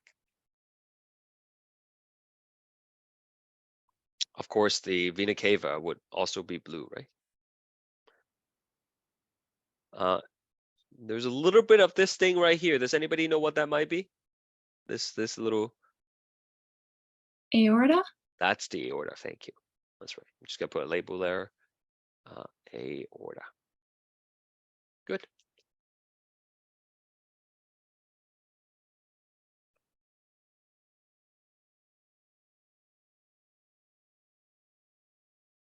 This is the blood typing thing, which you can watch the video on.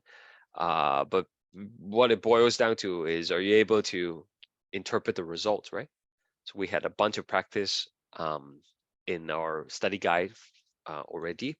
Let's go through it one more time. What types of antibody react with the sample? So this is anti-A antibody, this is anti-B, and this is anti-RH, right? You can see there's only agglutination or clumping with the anti-B. So anti-B antibodies. And we have to identify the blood type. Only reaction with B and nothing else. That makes this person B negative. Okay. I think there's another one coming up. What types of antibody reacted with the sample? In this case, you see clumping, right? All these dots in A, so anti-A and anti-RH. No reaction with B, so this is A positive. If reacts with RH, then we call them positive. If there's no reaction with RH, then we call them negative. Okay.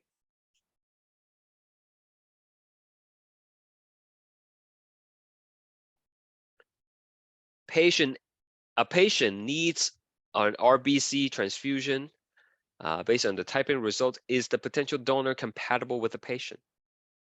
So this is the donor. What blood type is the donor here? AB negative. That's correct, Leah, AB negative.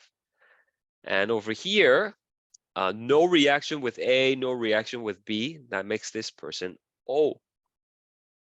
But there's reaction with RH, so that's O positive.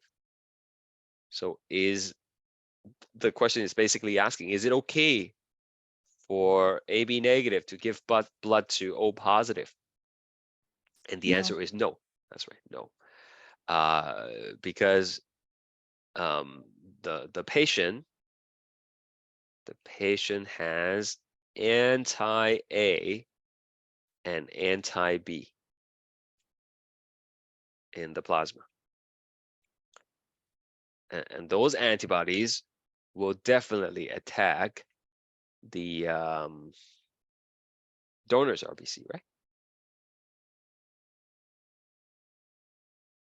So that's that. Boyle's law, this is a simulation. I think it still works. I mean, I cannot click it here because this is just like a printout. But if you click on it on the PowerPoint, it will take you to a simulation. You can play around with the numbers and see what happens when you increase the pressure and decrease the volume and all that stuff. And it gives you instruction to how to do it, right? Step 1, step 2, step 3. The most important point of that exercise is to come up with a graph. So you were supposed to change the volume and then record the pressure. So when the volume is 1,000, the pressure is 4. And if you lower it, you would get a new pressure and so on and so forth, right? And you're gonna come up with a graph. Does anybody actually have a graph that they want to describe to me? Anybody actually did this? I know you guys are super busy with all the tests and stuff, but just wondering. I did the graph. Yeah, and how would you describe it? Like if I start here, Well, I use Excel to make the graph because I collect a set of data. Good. And then it's not a straight line, but it's going down. It's it's going down. yeah, it's going down, but not like linearly, right? So Not linear. Yeah, that's not right. So linear. it's more like this. I yeah, hope yeah, that's like right. this. Yeah, like Okay. this. So that's the answer. Okay. If I ever ask you, if someone ever asks you on a quiz, which graph represent the pressure and the volume relationship in accordance to Boyle's law, that's the one that you're gonna have to choose. Okay. It's not straight down, right? Meaning for every increments that you drop in pressure, it's not the same increment of change in volume. What I mean by that is this: if you increase pressure by 10 units, the volume does not necessarily drop by 10 units. Okay, it's not the same increment. It's not linear. Okay, so that's the relationship. Okay.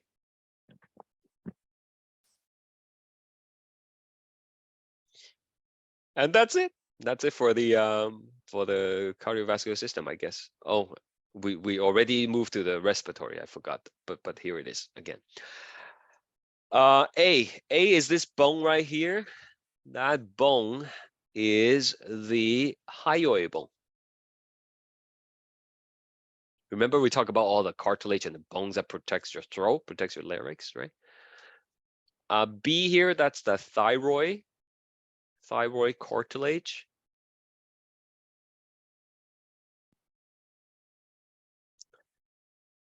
Now C is something that I have mentioned a couple times, but we haven't actually learned much about it yet. But since it's on this model, we might as well label it. This is the thyroid gland. Remember Graves' disease, right? The ones where the eyes kind of looks like it's popping out a little bit, right? It's an autoimmune disorder where the antibody attaches to the thyroid gland. So that's where it is. Okay, your thyroid cartilage is here, and your thyroid gland is sort of like below it a little bit. D is super easy. D is just lung, right lung. Right lung. And hopefully you've seen enough of these diagrams to recognize that over there, the Y here, That is the aorta.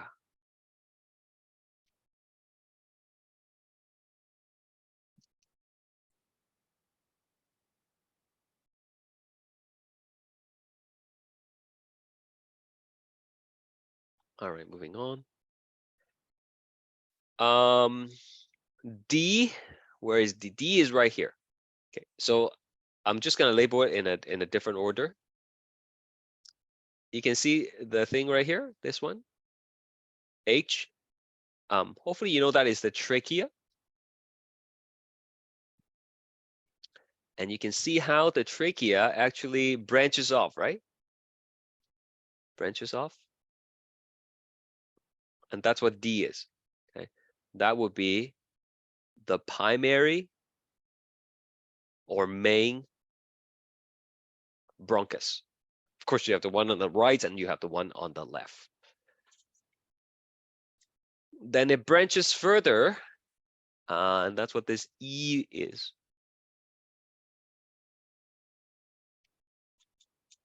And so that would be the secondary bronchus. And of course, you can keep labeling them. You would have your tertiary bronchus. Okay, that's it.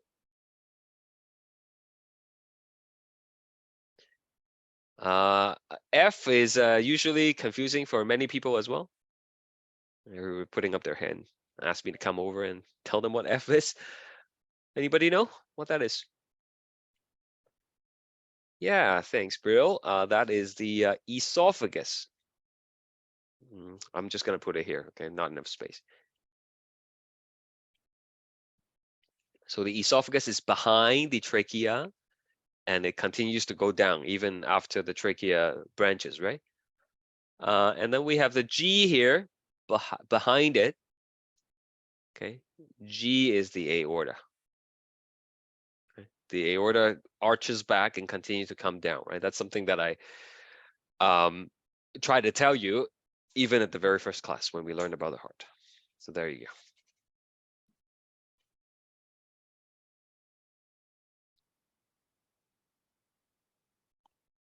Okay, we have a bunch of other stuff here. This is the epiglottis. Epiglottis.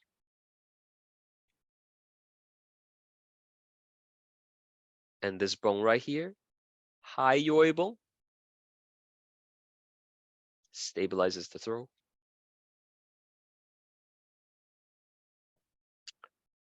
By now, you should see that is the thyroid cartilage. Okay. And it says, what structure is protected by C? The answer is larynx, right? Your voice box.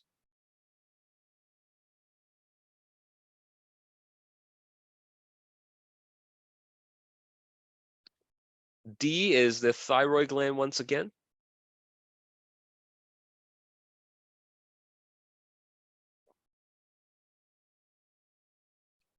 And E is just referring to the trachea. That's it.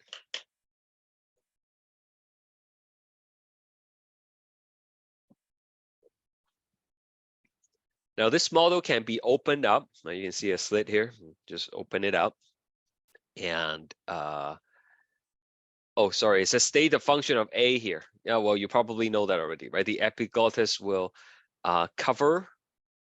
covers the glottis, the opening to the larynx, during swallowing.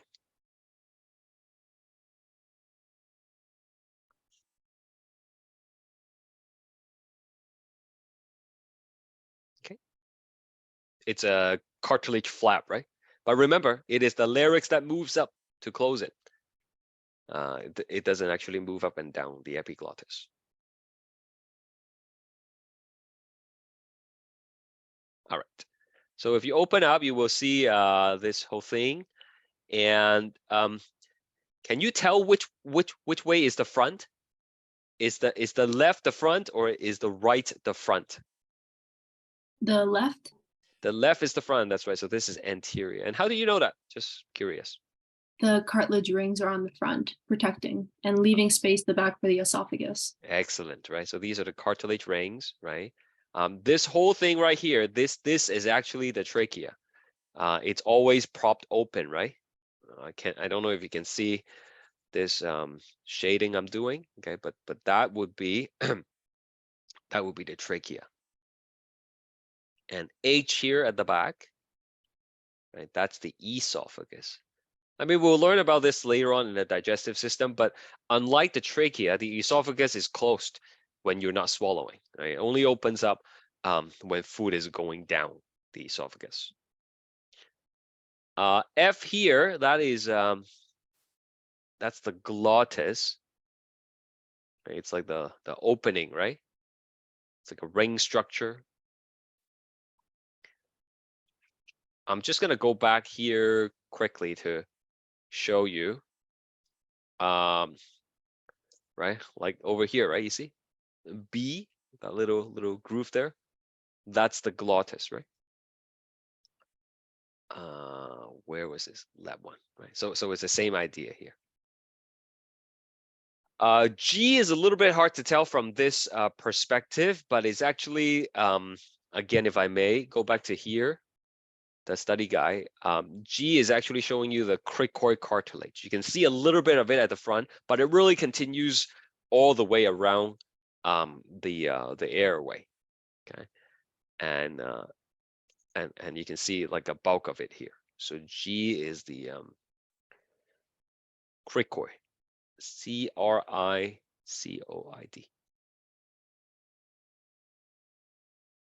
And again, all these cartilage and bones around the throat, around the larynx, it just helps protect it, right? Helps stabilizes it.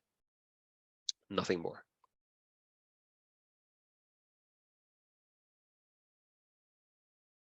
Okay. Upper trachea, this is just another view to show you the hole, right? So the arrow is pointing at the glottis, the opening, right?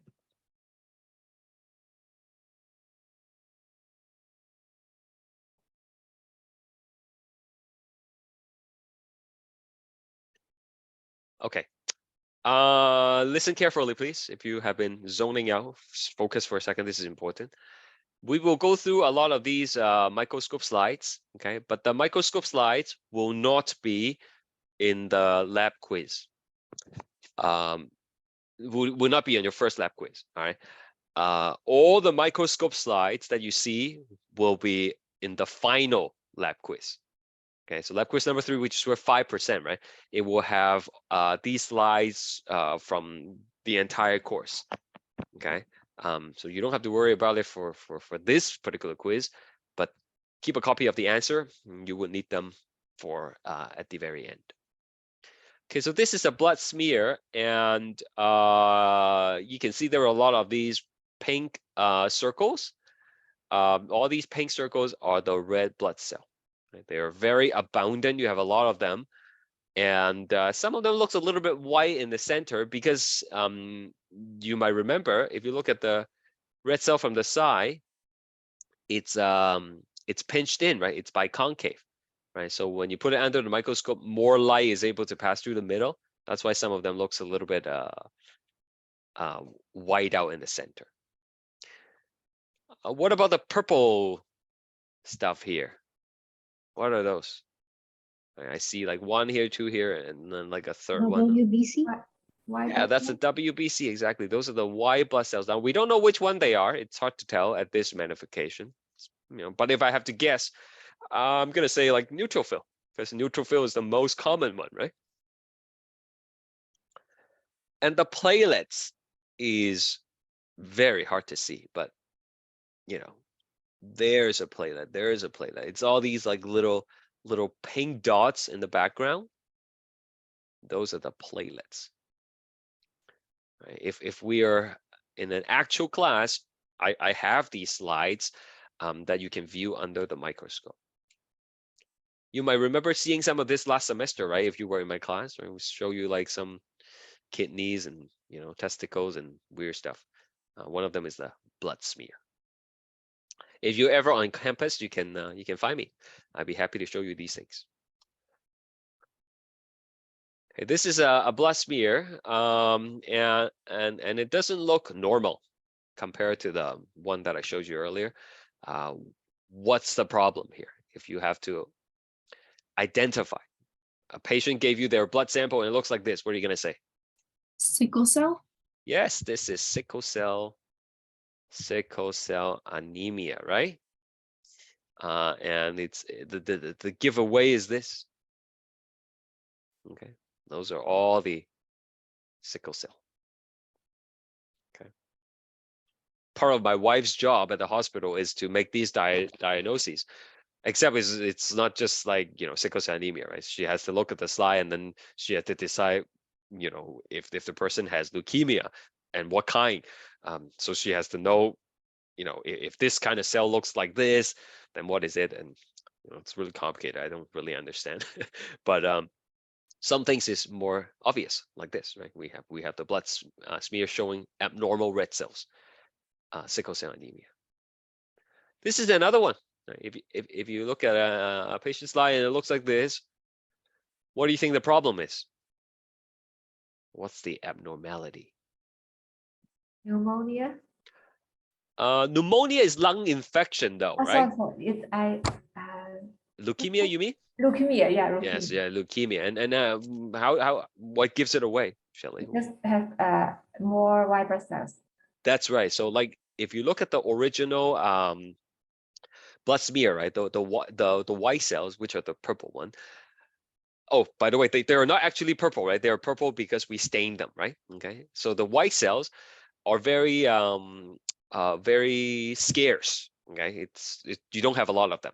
Okay? But over here in this single frame, there is like clearly a lot of white cells. Okay, so you know, leukemia is a possibility. It's also possible the person is fighting some kind of infection, right? Maybe they have a parasitic infection, and then the eosinophil is gonna go increase. Do you understand? So we don't really know for sure. You have to know what kind of cells these are, and then you have to look at other numbers as well. Because if you are fighting an infection, right, other chemicals in your blood is gonna elevate as well. So you cannot really make a diagnosis based on the cell alone, but you know, possibly leukemia, right? Fighting infection. Is that okay? All right, we're almost there. Hang in for just 5 more minutes. This is a transverse view, like cutting it sideways. And you know, we have A, B, and C here. Hopefully you can see that. Oops, that's a terrible color to use. Hopefully you can see that there is the cartilage ring. So that's one of the rings that surrounds your trachea. So this is the trachea, the lumen of the trachea. Oh boy. Lumen means inside, right? The inside of a hollow structure. Like the lumen of a blood vessel, the lumen of your stomach. Right? So this is the lumen of the trachea. And over here, of course, that is the esophagus. And you can see the muscle around the esophagus, right? Like all these things, all these are muscle that helps you squeeze the food down. We'll learn all the glory details in lecture 8. But, you know, hopefully you can see that the trachea is in front of the esophagus.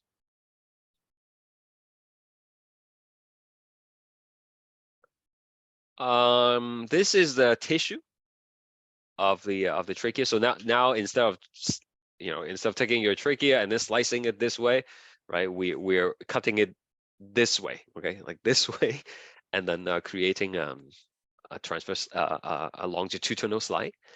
So this would be the lumen. That's where the air goes. And you know, it's not too clear, but this is a basement membrane.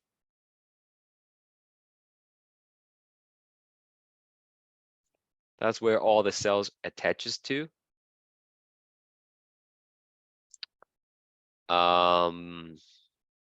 And what type of tissue do we have here? It's that really long name, right? Pseudo stratify ciliated columna.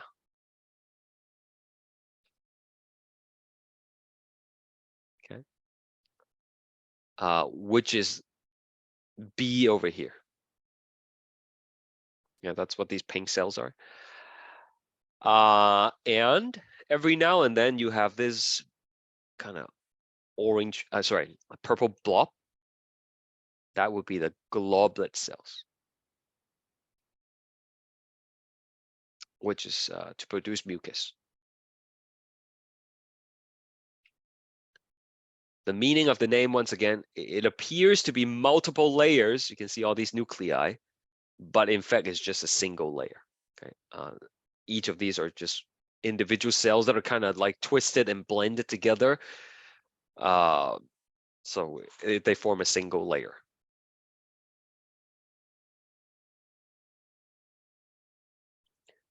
All right, finally, identify the artery and the vein.